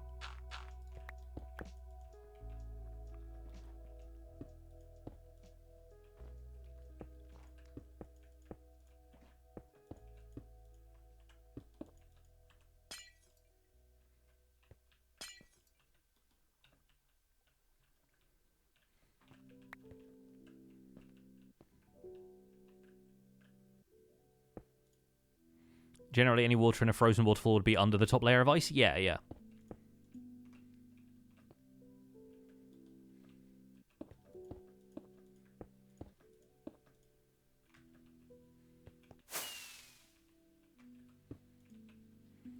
He's off on another adventure.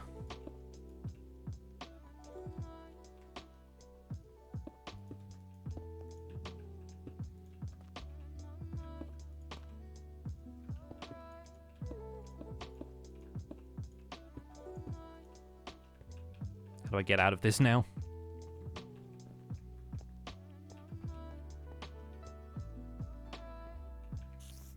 Looking a little too square at the top here, but aside from that, I quite like it.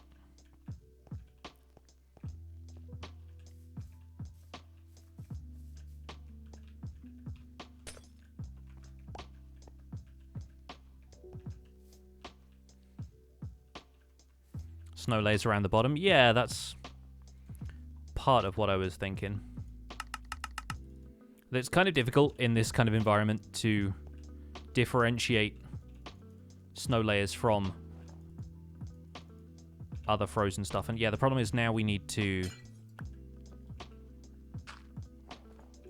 have stuff like that in there because you can't place the snow layers on packed ice.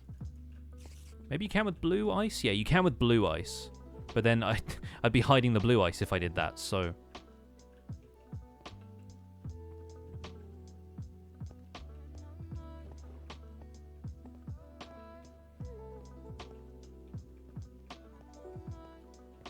We can build some stuff up around the sides of this as well.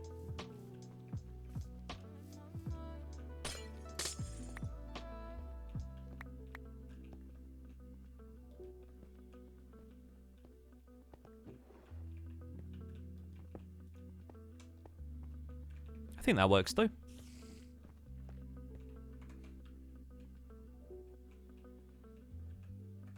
We can work on shaping this rock formation so it looks a little bit less weird.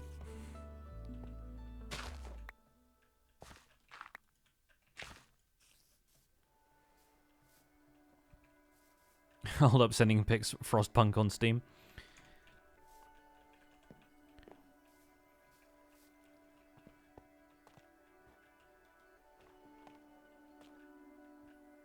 I think the real joke there is the idea that you can get on Steam. Or maybe you can get on Steam, but... gather there are some other issues with that.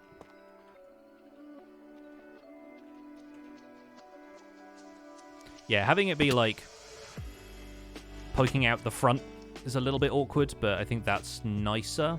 I really wish we could have stairs and slabs made of tuff.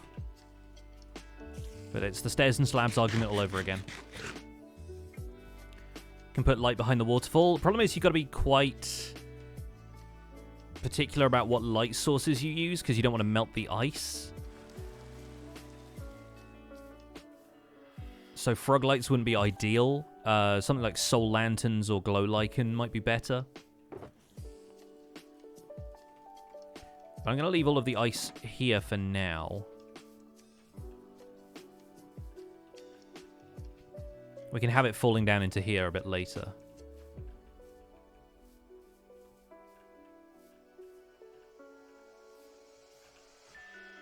Do you have any more tuff over here? Did I already grab all of the stuff that we had? There's a bit more in there. There's another stack there. Okay, great. Can add a couple more rocks around this just to make that one lump feel less out of place. And then we can chuck some snow layers down on it.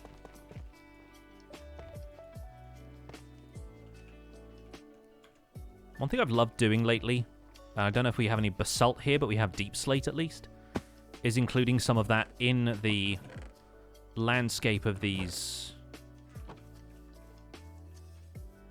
spruce forest kind of cold biomes, because often with the highlights in basalt or in deep slate, even if it's like polished deep slate, it can kind of look like wet rock or something, and it's got enough textures from laying it in different orientations like this. You can kind of get a bit of natural variation in there. I think it can look quite good.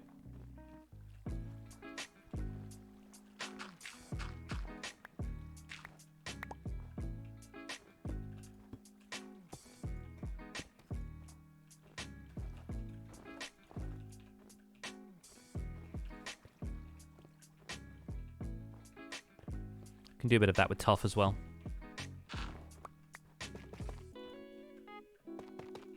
Cover up some of this powder snow, so it's less likely that people are just going to wander into that. Maybe that can be the source of where the spring is coming from.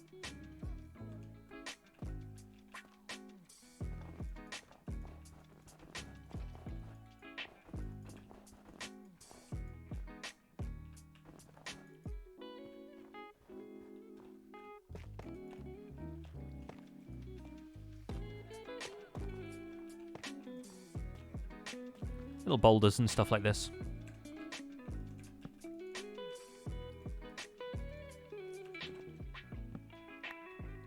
When they were making the sleigh, did they leave the snow golem around here? Or is that snow golem dead already? I kind of wonder if it rained at some point and then it got killed.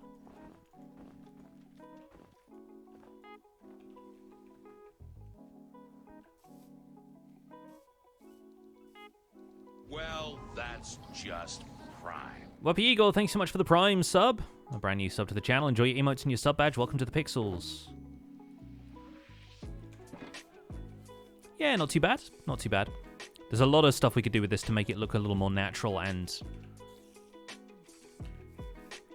I think adding some stone to the riverbank might be part of that. I like tuff so much. It's such a cool building block. It's just like a more natural looking stone.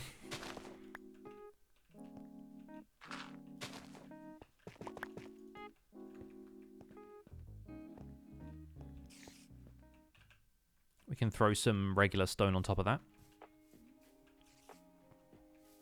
Forgot snow golems died in the rain, that's why mine keeps turning up dead? Yeah, they do that. And they die instantly in warmer biomes. The amount of times I tried to generate snow layers in my savanna on Empires and then realized, oh wait, I'm in a savanna biome. It's kind of a warm environment for a snowman. Don't see a great deal of snowmen being constructed on the Serengeti.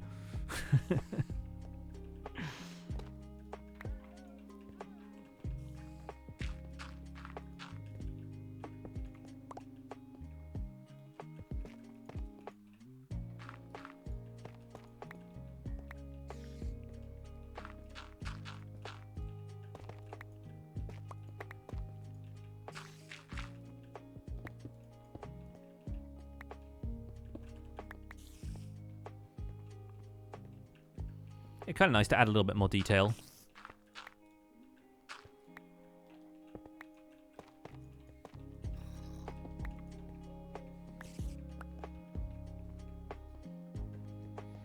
Live in a savannah region, very difficult to make a snowman IRL. There you go, confirmed. Confirmed by a local.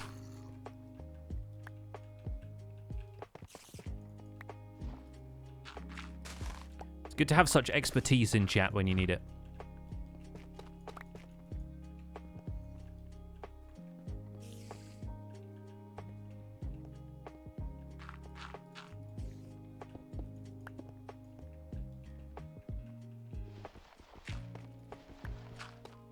Yes, there is probably a spider underneath the river.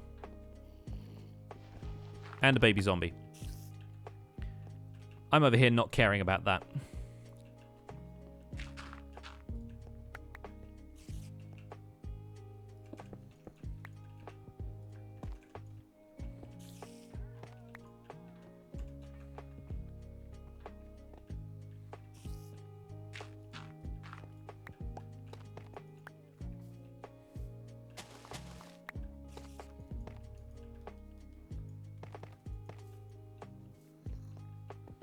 I always like the combination of tough and mossy cobblestones, so can leave that around there.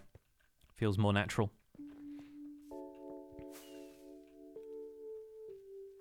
Away he goes to deliver presents.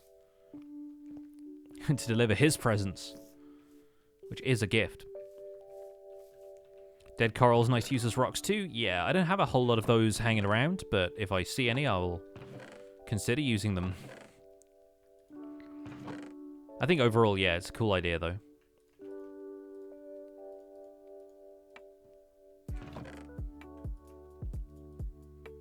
Alright, I'm going to do a bit of tree farming, I think. Provided that I have... Do I have some bone meal around? Well, that I know Azuma has in great supply.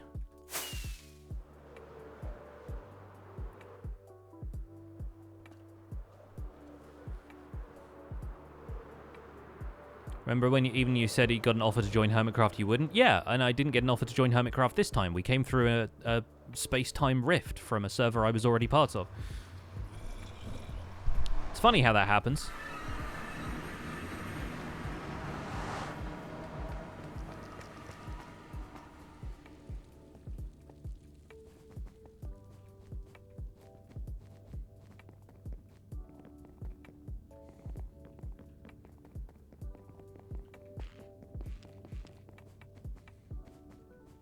Yeah, sometimes you just gotta break in.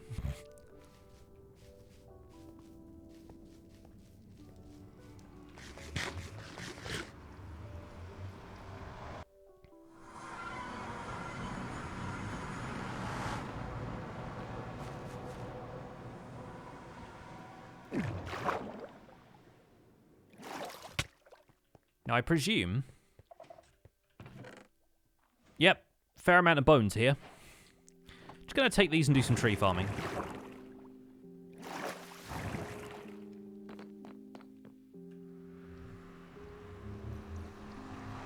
It's not breaking and entering if you leave them something nice behind. No, it still is.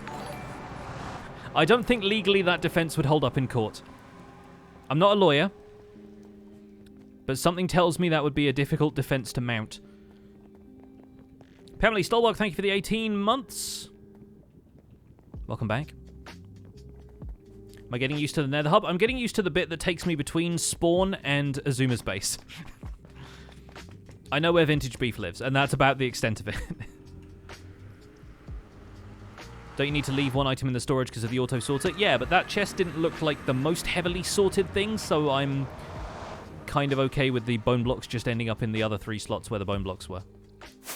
And if I've severely broken things for Azuma, then I can only apologize, but I think it's perhaps a more robust system than that.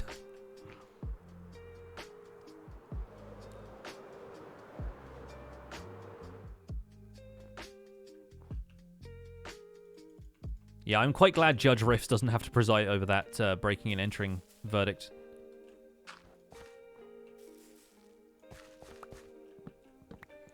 So welcome to Chopping Tuesday, I guess.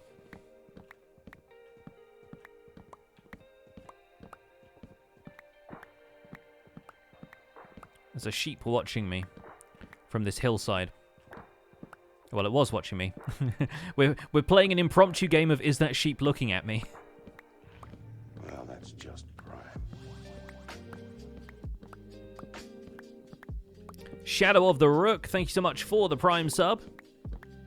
And you gotta be kidding me, thank you for the 13 months. Unlucky for some, very lucky for me.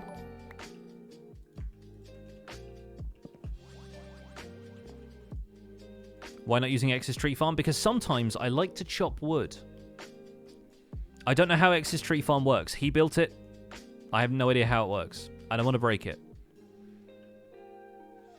Would much rather just chop wood the old-fashioned way sometimes.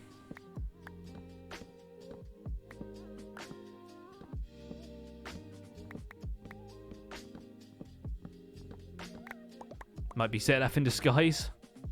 Hey, you! Are you Zedaf in disguise?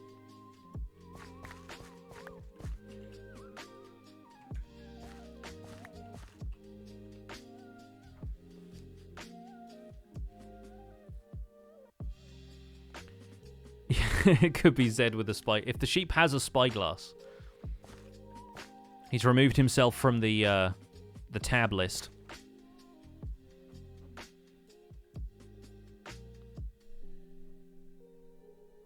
The one problem with wearing a scarf, which has been very warm for this entire stream, so I'm quite happy with that, is the fact that it's pushing my headphones forward, so I have to keep adjusting them because it's like pushing my ears forward. Going to end up with bent ears after this. But I think wearing headphones was the right idea. Because my head feels quite cozy. Zadaf's getting much better at hiding. He can hide inside the powdered snow as well. Just with leather boots on.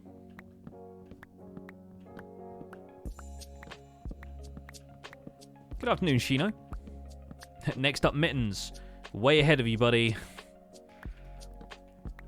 Fingerless gloves. Wear a mask as well. It keeps the nose warm. My nose is all right.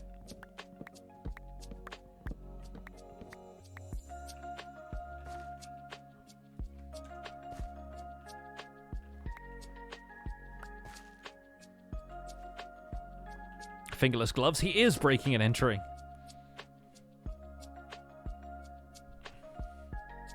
Was just outside and it's cold, so cold today in Scotland. Yeah, I expect it is. Again, a reminder that things could always be worse. I could have this problem with my heating in Scotland. How long do I stream for? Usually 3 hours, so I'll be here another hour and then we'll probably wrap up.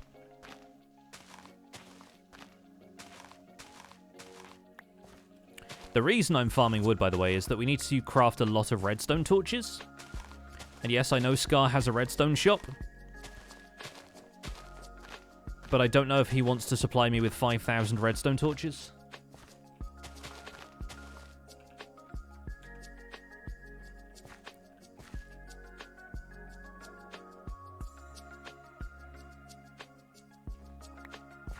Fingerless gloves, well known at preventing the transfer of fingerprints. Listen. It's just about keeping my fingers warm while I'm doing the burgling. In-game.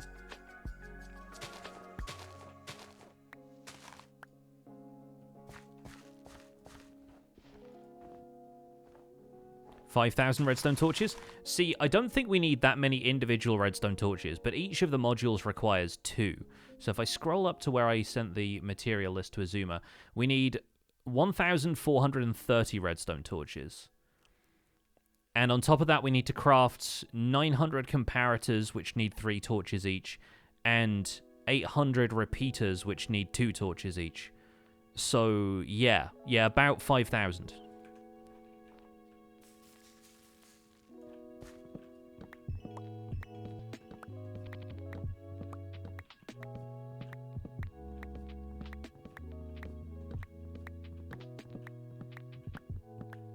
And if the Empire's planning on coming back to the server when Deck 2 arrives, I mean, the whole reason we're here right now is because of a space-time rift, so I'd say the future of us returning to this server is, frankly, kind of unpredictable.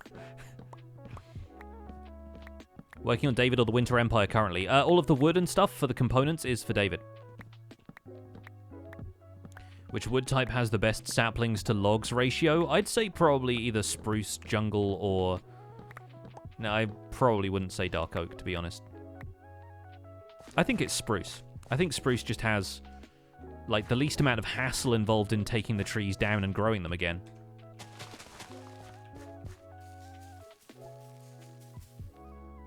Jungle has low sapling drop rate. It does. And that's ostensibly to make up for the amount of leaves that it drops for you, but you wouldn't believe it, would you? Alright, yeah, this isn't going to grow with bone meal. Fine. It'll grow naturally, sure.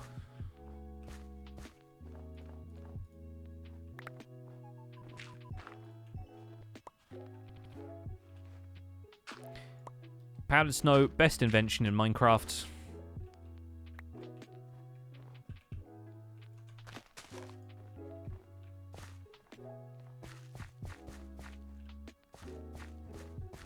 Aren't leaves in the way? Leaves don't always block a tree from growing. It doesn't seem to work that way, at least in Java Edition.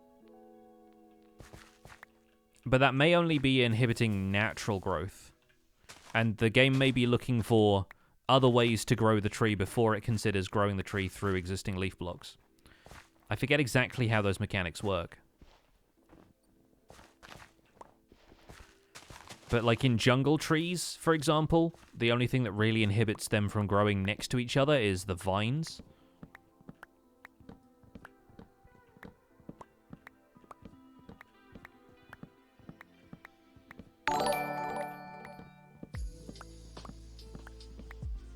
Your phone has told you it's Chopping Tuesday? It's always Chopping Tuesday.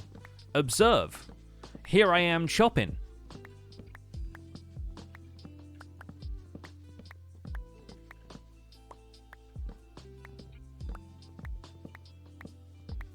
Mangrove is gorgeous, but halving is its pain in the keister. I have typically taken to using allays to clear all of the leaves away for me, and then just fill my inventory with mangrove logs when I want to harvest a lot of mangrove, and that's worked quite well for me so far. Might be worth giving allays a chance. I'm just wasting bone meal at this point.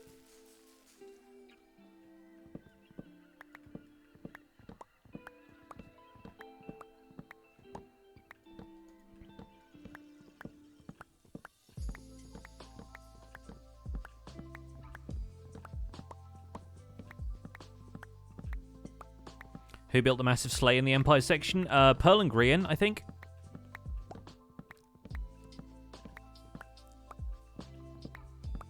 I think most of it happened on Pearl's stream the other day, so it's not like that's a spoiler or anything.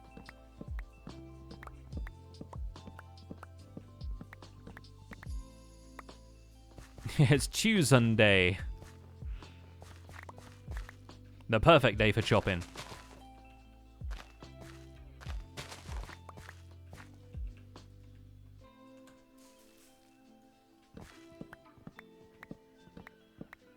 Most of the build was done by Grian on Pearl's stream while Pearl got repeatedly distracted. Yeah, sounds about right.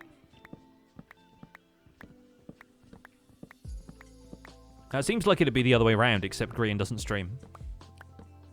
Except when there's like MCC or a charity event or something.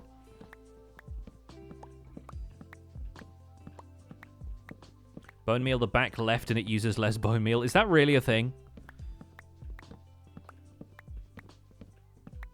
Do I have to be facing a specific compass direction for that?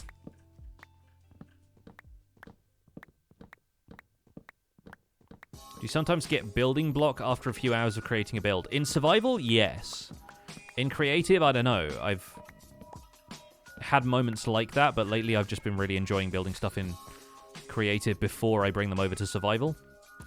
Speaking of survival, fat chance of that happening.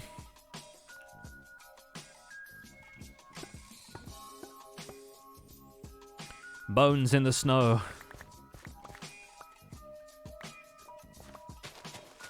Need to be facing west.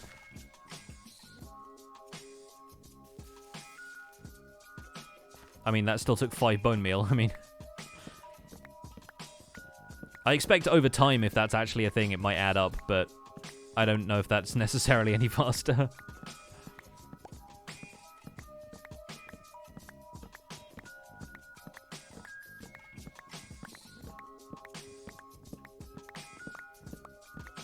Woke up late, still made it to the stream. Nice. Welcome in.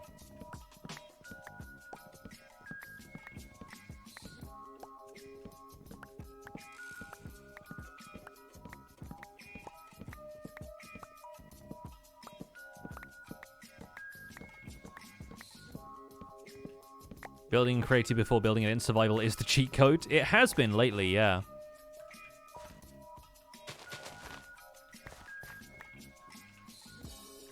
Okay, we have a decent handful of wood over here.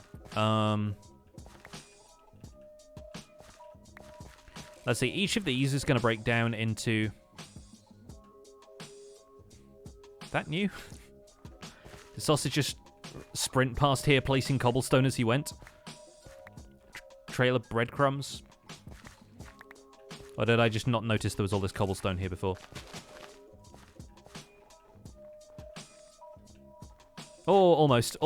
I bobbed and weaved. So each log is 4 planks, which means 8 sticks. 64 times 8 is going to be like 500 and something. Is it 512, right? And then,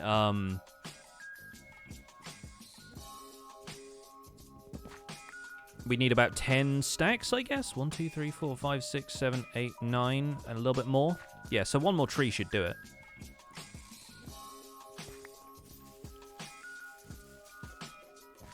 Alright, that one's not growing. Yeah, I think the leaves from this one are weirdly stopping that one from growing. Because this one will grow because there's nothing directly above where the trunk is growing.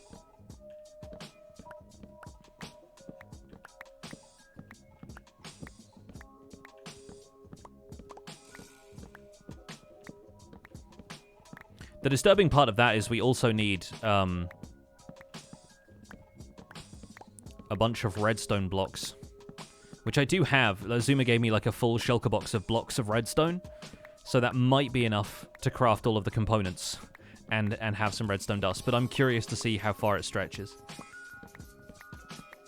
Because each block is obviously 9 redstone dust, right? So it's about the same as converting logs into sticks for the torches, but with maybe like 16 blocks less or something.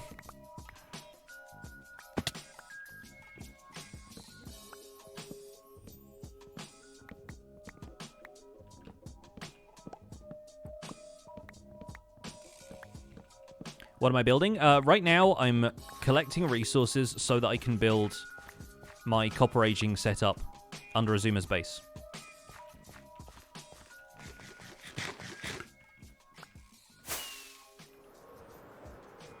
Please tell me we aren't building David again. Of course we are. This server doesn't have a David. I've seen them all just placing copper outside. Like maniacs.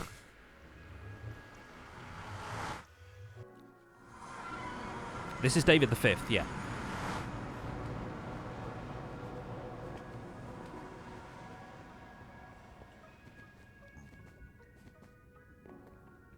If Korean can build Grumbot in every world he goes to, I can build David. David is my son. What does David stand for? It doesn't.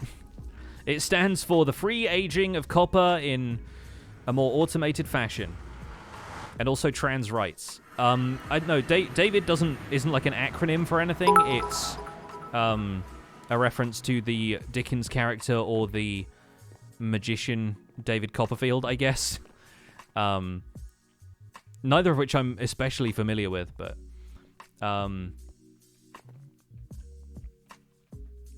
yeah, just happens to be the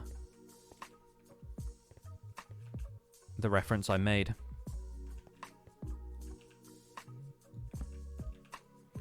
So, by the way, this is David. This is Hermit David. It's a lot of components. So I'll need a lot of components.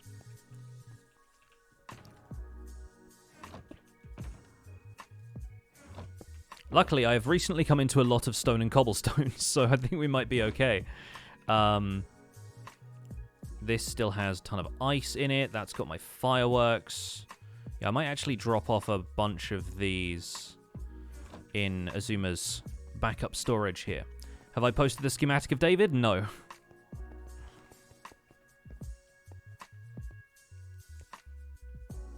No, I'm planning on posting one after we're done building it on Hermitcraft, basically, so... I'm going to do, in the new year, I'm going to do a creative mode tutorial, which is the first time I've done one of those for a while. Let's throw all of these in the ground for the minute. I promise I won't let them despawn. But yeah, I'm going to do a creative mode tutorial so that people can follow along from that instead of going back to my survival guide episodes for it every time, because everyone always asks, is there a tutorial for this? And I go, well, there are a few. But yeah, I think once we have built it on Hermitcraft, a few more eyeballs will get to the tutorial, I guess. If we do it in creative. It's certainly less time consuming than doing it in survival.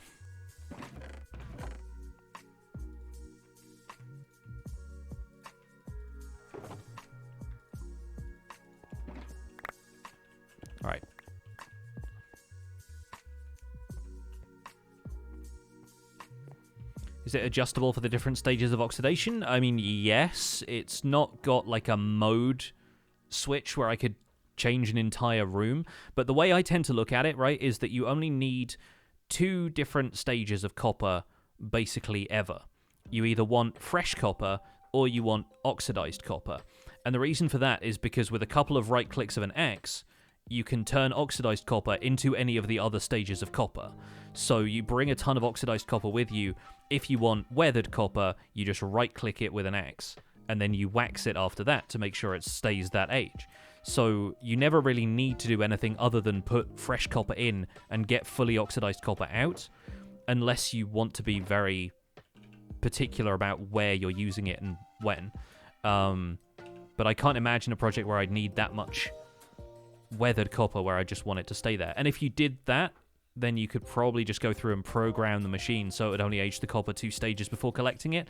But then you'd have to wax it before it got collected, because otherwise it'd just sit there and age anyway, so...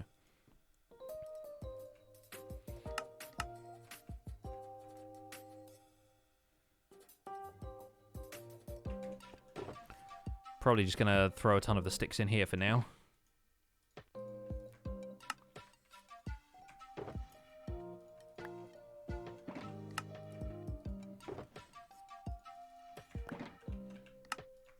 Reminds me of trading with Fletchers, this.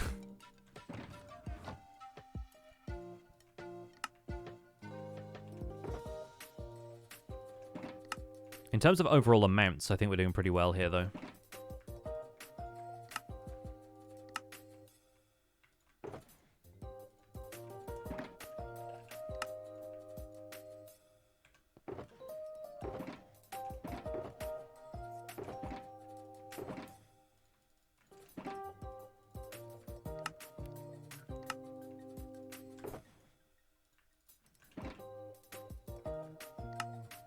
I'll also need a lot of wood planks.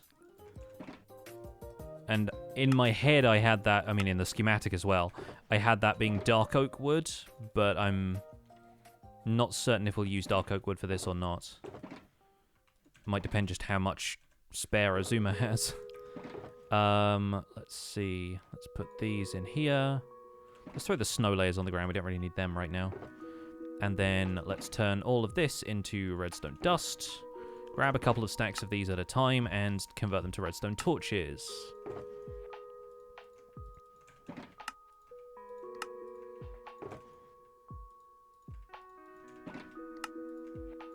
And each row of these is obviously going to be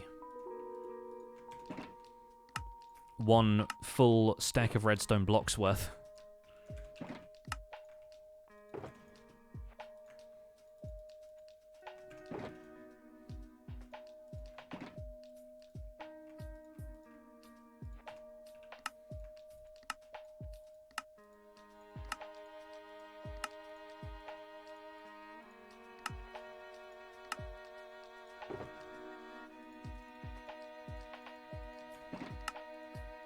So many torches.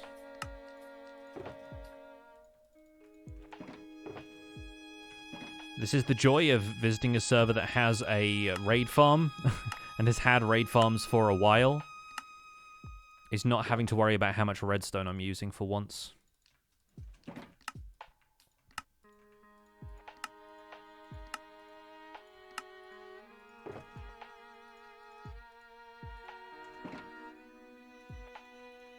$63, and then that's another full stack.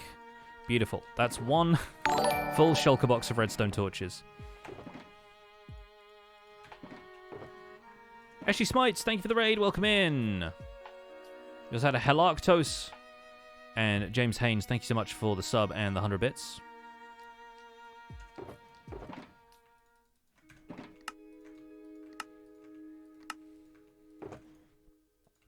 So this shulker box already has enough redstone torches for the entire room, but we need enough redstone torches to craft all of the comparators and repeaters as well.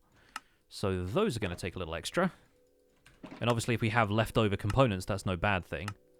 Azuma can keep them, sell them, whatever.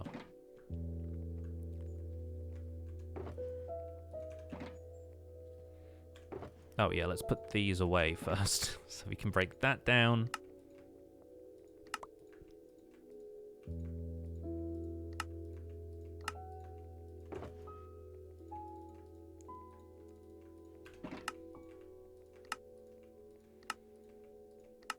And obviously after this, we've got enough smooth, natural stone around that we should be able to craft a ton of repeaters, observers, not observers, comparators, and the like. The one problem with comparators, right, is that they need quartz. So I will need a great deal of quartz. Didn't want to craft half a stack of pressure plates there. Oh, yeah.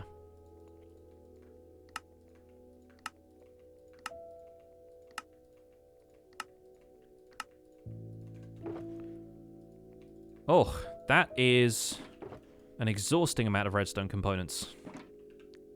But we're not done. So I need to stop carrying my own head around.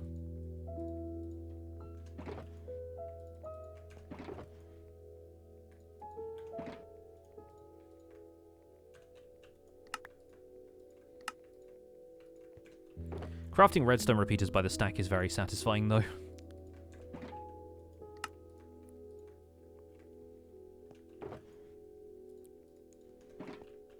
Is Gem still after my head? Theoretically, yes. We haven't been on the server at the same time too often, but...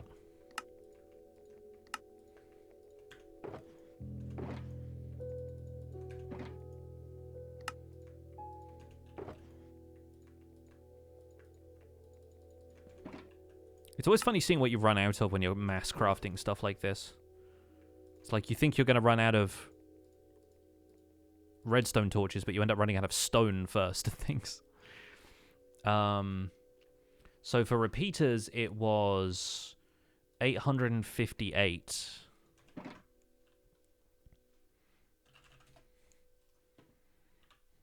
$858 divided by 64. So basically 13.5 stacks, roughly. So if we fill just over half of this with comparators and just under half of it with repeaters, I think we've got enough.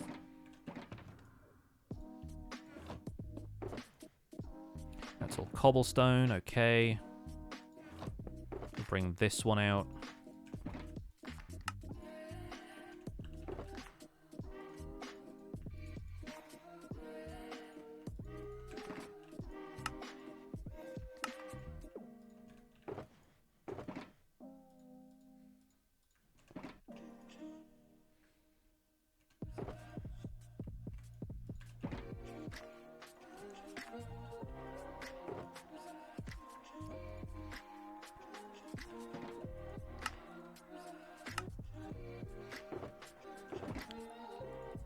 Okay.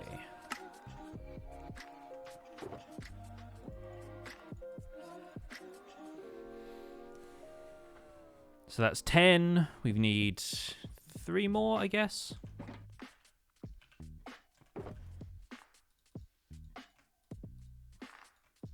then we're nearly out of redstone torches for that batch.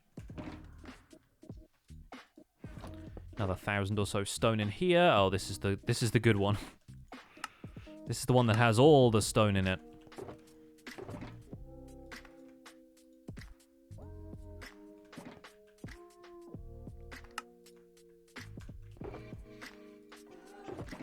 And 42. There we go, 64. So that's left us with a stack of redstone torches, slightly more repeaters than we should need, which is worth having just in case, you know, creeper explosions, item get dropped, despawns, whatever. Yes, Seth, the boiler is not fixed yet. Ugh. Hence the scarf and everything else, but I'm cozy in the office right now. Looking forward to making some dinner and then chilling out downstairs with the electric heater on. We'll be okay. I don't know what Azuma has in terms of loose quartz items. But we'll have to find out. And if nothing else, we can barter with Tango. Why am I making all the repeaters?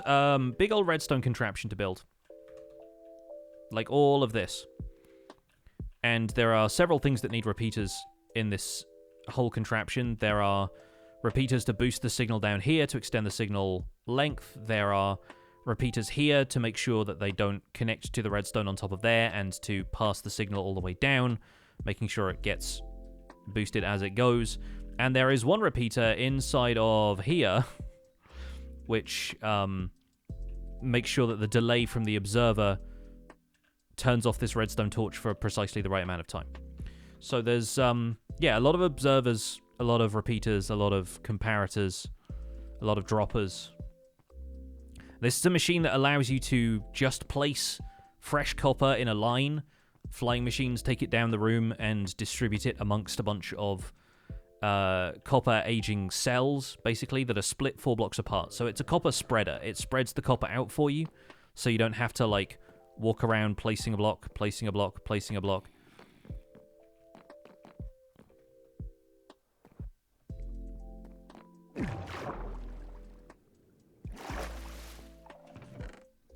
That's all bones and stuff. That's all dyes. That's concrete. That appears to be all the quartz Azuma has. Perfect. Now, I could go around the nether and try and collect, like, 2 shulker boxes worth of quartz. But it might be more fun to get a clip with Tango. The problem is I don't know when Tango's going to be online.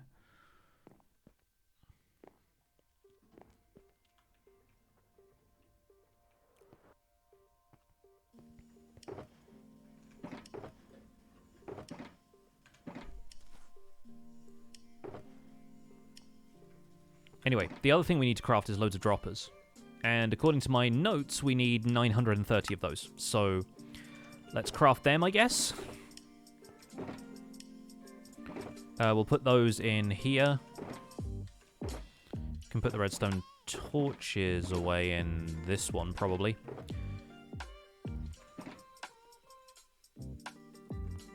It's going to be really funny when Azuma comes back to see how I'm getting on, and I have used all of the full shulker of redstone blocks that he gave me at the start of this.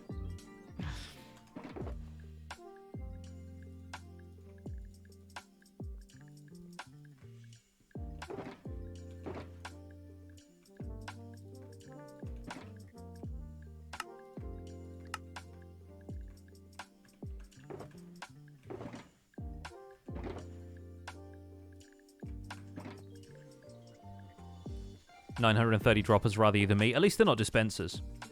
The droppers are the easy ones to craft because you can craft them in bulk. If it was dispensers, I'd not do this. I would just not bother.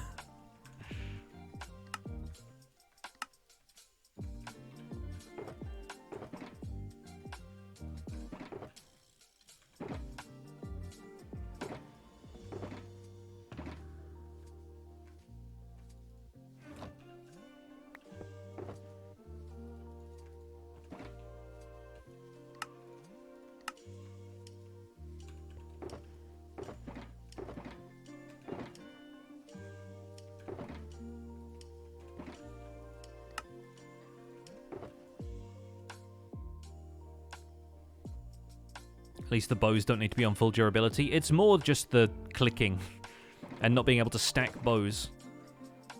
That's the biggest issue. Okay, a little bit more cobblestone in there, but we've reached the end of what I've got on me in the ender chest, so let's grab a bit more from up here. What's the technical difference between droppers and dispensers? Dispensers can actually use certain things. If a tool, for example, has a right-click action, like shears, a dispenser can use that on stuff like snow golems and sheep and things like that. They can also be used to activate flint and steel, because that's a right-click action. They can do a variety of other things. They can place certain types of blocks and entities, like armor stands and pumpkins, to create a snow golem. Dispensers can dispense water and lava, and a dropper, basically regardless of what item you put in it, a dropper will drop the item entity for a player to pick up rather than a dispenser using a bucket of lava. So if you're using a dropper, it's safe to put a bucket of lava in and then go and pick up the bucket of lava from the dropper later, whereas if it's a dispenser, you need to reach into the inventory GUI and remove it that way.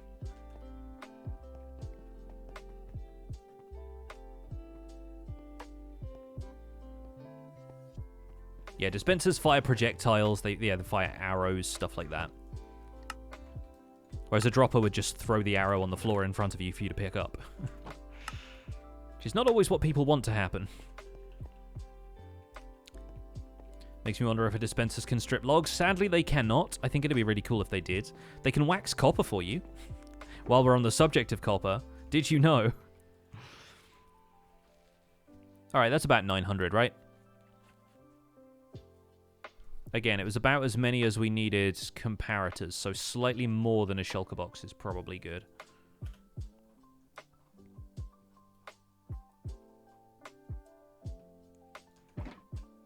We also need 4,576 pieces of redstone dust for this.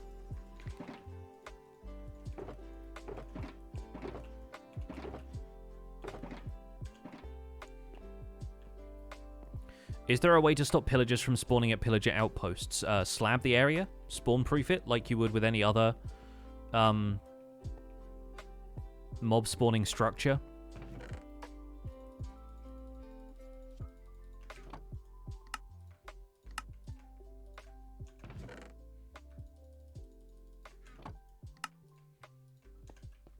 That'll probably do.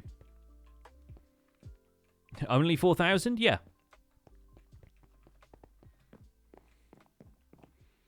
I'm curious at what scale this kind of circuit would start to become a really significant issue for the performance of a world. I expect it to depend heavily on the hardware you were running the world on, but I am curious if this is going to lag out the server or not, because a lot of the components aren't really doing anything most of the time. And the problem is really when Minecraft like checks those components for updates, or if the updates, if the components themselves are producing lighting updates, which Redstone I don't believe does anymore. So there's a variety of situations in which it could be really bad for the server, but I don't think we really touch on many of them. Yes, Doc has done much worse, true. The main thing that I think would cause lag would be the pistons moving.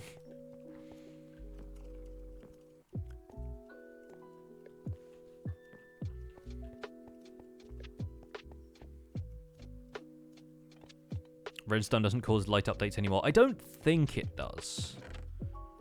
I may be wrong, but I don't think it does.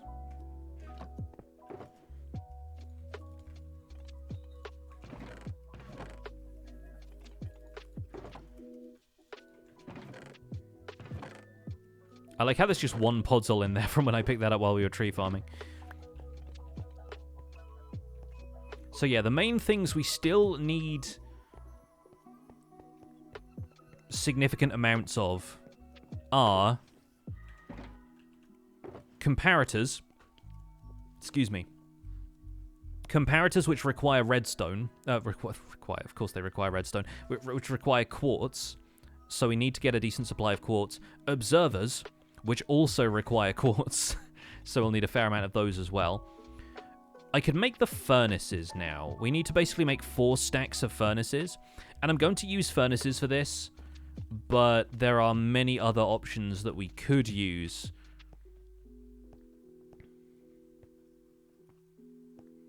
Redstone changing signal strength was the laggy bit because it caused updates for every level difference. Right, okay. So that's my mistake, but I think that's how I internalized the idea that redstone dust was laggy. I thought it caused lighting updates switching on and off.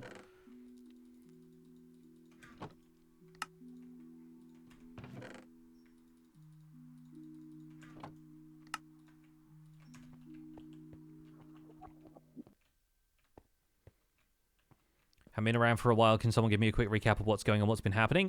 So, we're on the Hermitcraft server. Empires and Hermitcraft kind of had a worlds collide moment. Their rift brought them into our dimension. We spent a bunch of time with the Hermits on Empires. They built an empire called Hermitopia, And they also built another version of Grian's robot, Grumbot, in order to try and reopen the rift. The rift reopened. Grumbot was about to basically purge the Empire's world. We stopped him, but the rift stayed open, so we were able to follow the Hermits through to Hermitcraft. And so the crossover has kind of switched around, and we're now on Hermitcraft for a bit. That's basically what's been happening. So I'm helping Azuma build a big version of my copper aging machine in his basement, and we're building the Christmas district on Hermitcraft while we're here.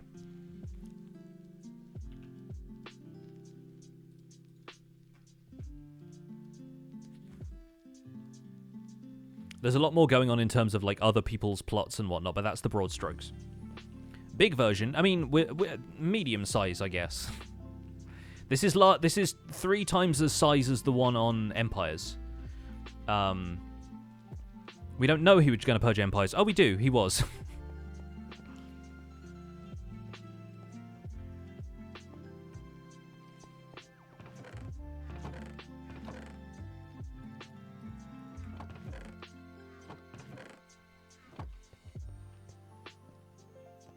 Yes, Seth, we are on Hermitcraft, yeah. But I'm here because of a space-time rift. So it counts.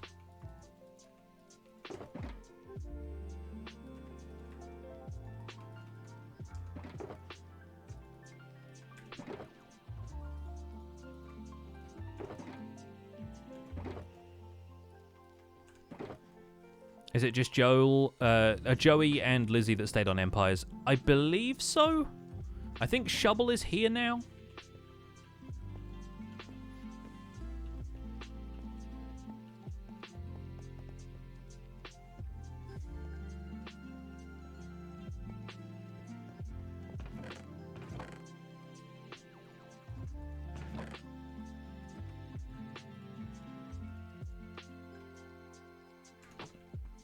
Shovel was pushed in by Joey. Right, makes sense.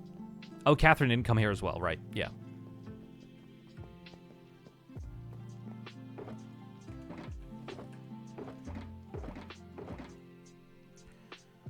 Alright, other things I need. 26 redstone lamps. 26 note blocks.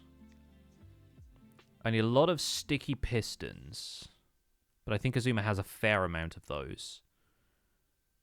Redstone dust, observers, redstone torches, comparators, magenta glazed terracotta, 468, 286 slime blocks, 234 honey blocks, some black and yellow stained glass, but I added that in as basically like, this is where the copper comes out to, so that doesn't have to be part of the schematic, I just like the look of it. Makes it look more industrial, right? And 26 stone buttons. I think we'll have enough stone for that. Something tells me I've got enough stone for those. So we can make the note blocks at least.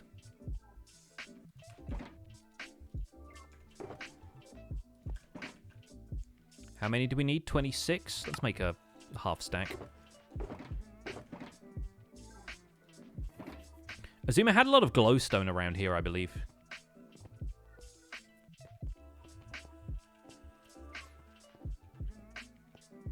How does it feel to have all of the resources you need for the build? I mean, it's cool, I guess. I had all the resources I needed for the build on Empires as well. But yeah, it is convenient to have a material list of exactly what I needed. Because on Empires, I didn't know that because I hadn't made a schematic for it. So I couldn't just print a material list of how much I needed. I could have done some maths, but who does maths? I was also building it slightly differently on Empires, so...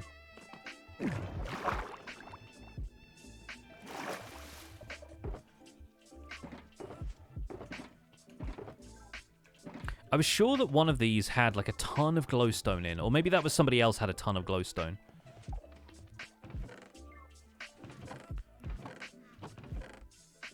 He's got some redstone lamps, plenty of slime blocks. We need those. 286. So again, 256 plus another 30. We'll take that many. So you have honey in here. We'll need a few more honey blocks. Yeah. We'll see. See what we can muster.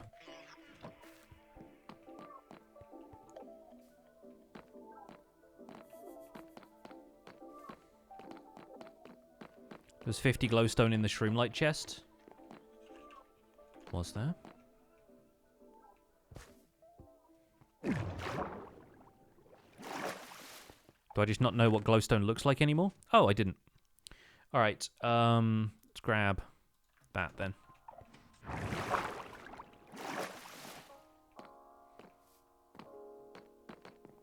How does the copper thing work? It's difficult to explain without building a module of it and showing you. In broad strokes, what happens is... I can do this in free cam mode and show you around. You load the copper in on each of these strips of magenta glazed terracotta with the arrows pointing as though they're going to come down the room this way, right? Once you've done that, you hit a button on top of the redstone lamp. Some of these do have buttons. I just forgot to include them in the schematic. And this flying machine attaches the copper to the slime blocks and sends them down the room. Each time a copper block travels over these observers, it activates this sticky piston, which pulls a copper block out of the row of copper blocks that the flying machine is pushing. When it does that, this circuit here with the two droppers basically uses this observer to count how many times the copper ages. When it's done counting that, it deactivates this redstone torch to let the system know that that copper block is done.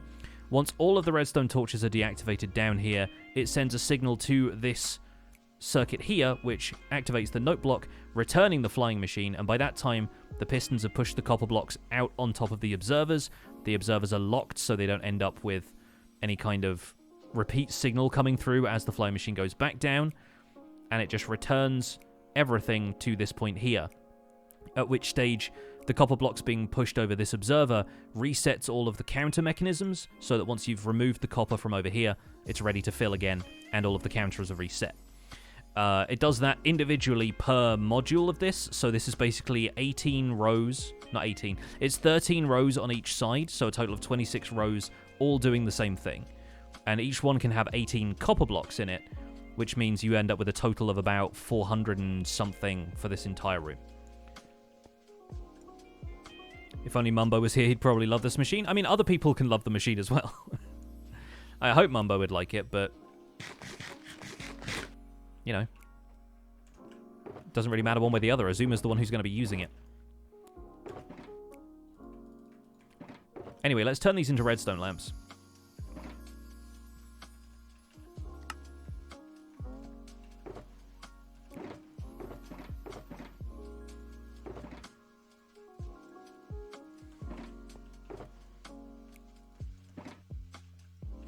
What was the number of output the machine has on the Empire server? 180. There were 10 modules, 5 on each side of the room. So this one is about 3 times the size. Which is going to be fun for the server. We'll see how it works. Azuma can always, like, remove some of them if it turns out they're bad. Yeah, so we need some glass. I think basically everything else that we can do on stream has been done. Unless I'm going to craft the sticky pistons myself. Does Azuma have iron up here? I mean, I presume so, but I don't know where or how much. Because we need 988 sticky pistons. This thing is ridiculous.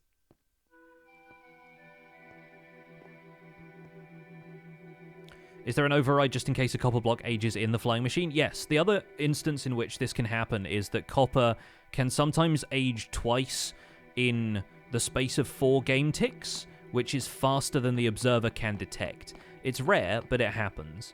So there are buttons on top of each of the modules which basically allow you to add one to the counter for that block, and so they can manually eject if they need to. The problem is there's no way of automatically doing that, but then any kind of timer-based thing is subject to a player being within range of the timer, right? And you can't really time things based on a more general clock, so it's kind of difficult to... This guy has so much copper, though. Look at this. Yeah, it's kind of difficult to determine how long you really need to wait around for. Okay, these are all iron blocks, but they just seem to be, like, miscellaneous things. So, I don't know... There are iron ingots in here and some iron blocks there. But there's a lot of, like, loose junk and stuff. Oh, there's a lot of iron filtering down into this, though.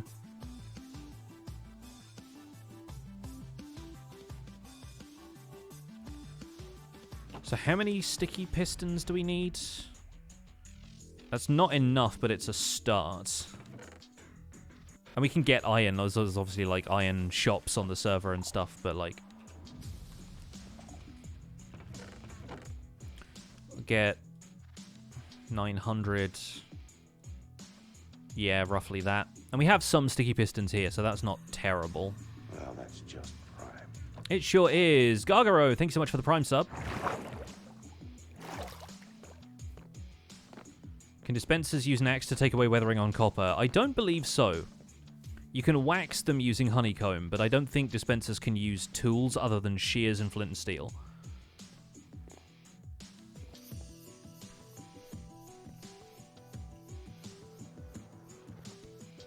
Can you make a button for ejecting all the copper lines so you don't have to search for the missing counter? You can, but then you still have to look for whether or not it's been aged, otherwise you're ejecting them early regardless. And that's also just additional redstone equipment cost, right? I'm trying to keep the redstone usage here relatively minimal and just keep it to, like, what you need to do, instead of running more lines of redstone out to the individual circuits.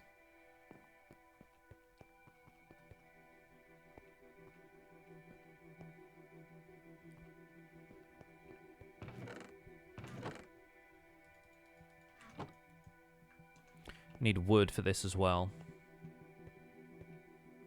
See you later, Seth. Have a good one. Enjoy dinner.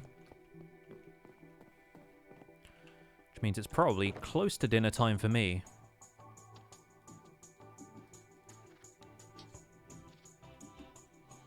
Okay, there's tons of cobble in here. Good.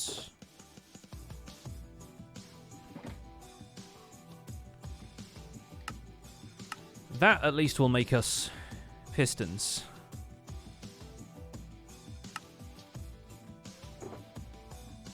But not enough. And that's got us out of redstone. And there's more spruce logs in here.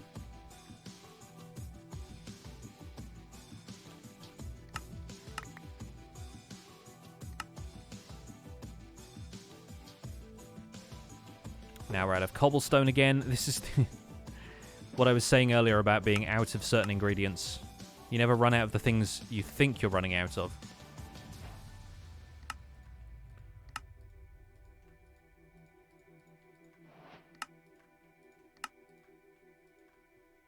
Cool.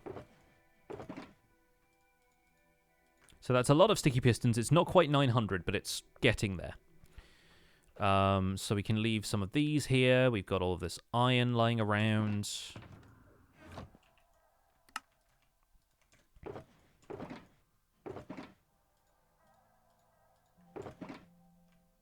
It's going to be quite bizarre seeing everything I will possibly need to build this copper aging setup. Just all in a bunch of chests or shulker boxes or whatever. This is... yeah, pretty intense. That's about as far as I wanted to get on this stream. So we're going to leave things there for now. And we're going to find somebody to raid. And I'm going to go and stay warm. I think Azuma might be around a bit later, so I might be able to record a clip with him and we can get this process closer to getting started. And then we will see whether or not we'll do more of that on streams or if we'll just do it all for a video, we'll time-lapse it, whatever. I am going to send you over to Boz today. Boz is a good friend of mine from the 8-bit community. It looks like he's been streaming for a little while. He's doing his Horde mode event in the end on 8-bit right now. But he's also raising money for an animal charity, so looks like he is out there supporting a good cause. Boz doesn't stream a whole lot. You mostly see him on the weekends these days because he's got a day job, but we can all send our love over to Boz. You can use your Pixel Hype emotes in the hashtag PixelRaid to show some love. Say hi to Boz for me. I'll stick around for a little bit and then I gotta go, but thank you so much for hanging out with me today, folks. Stay warm out there, and I'll see you guys again on Tuesday for another Choppin' Tuesday stream, unless somebody comes to fix my boiler. Cross your fingers for me. Anyway, I'll see you guys soon. I'm out. Take care. Have a good one. Bye for now.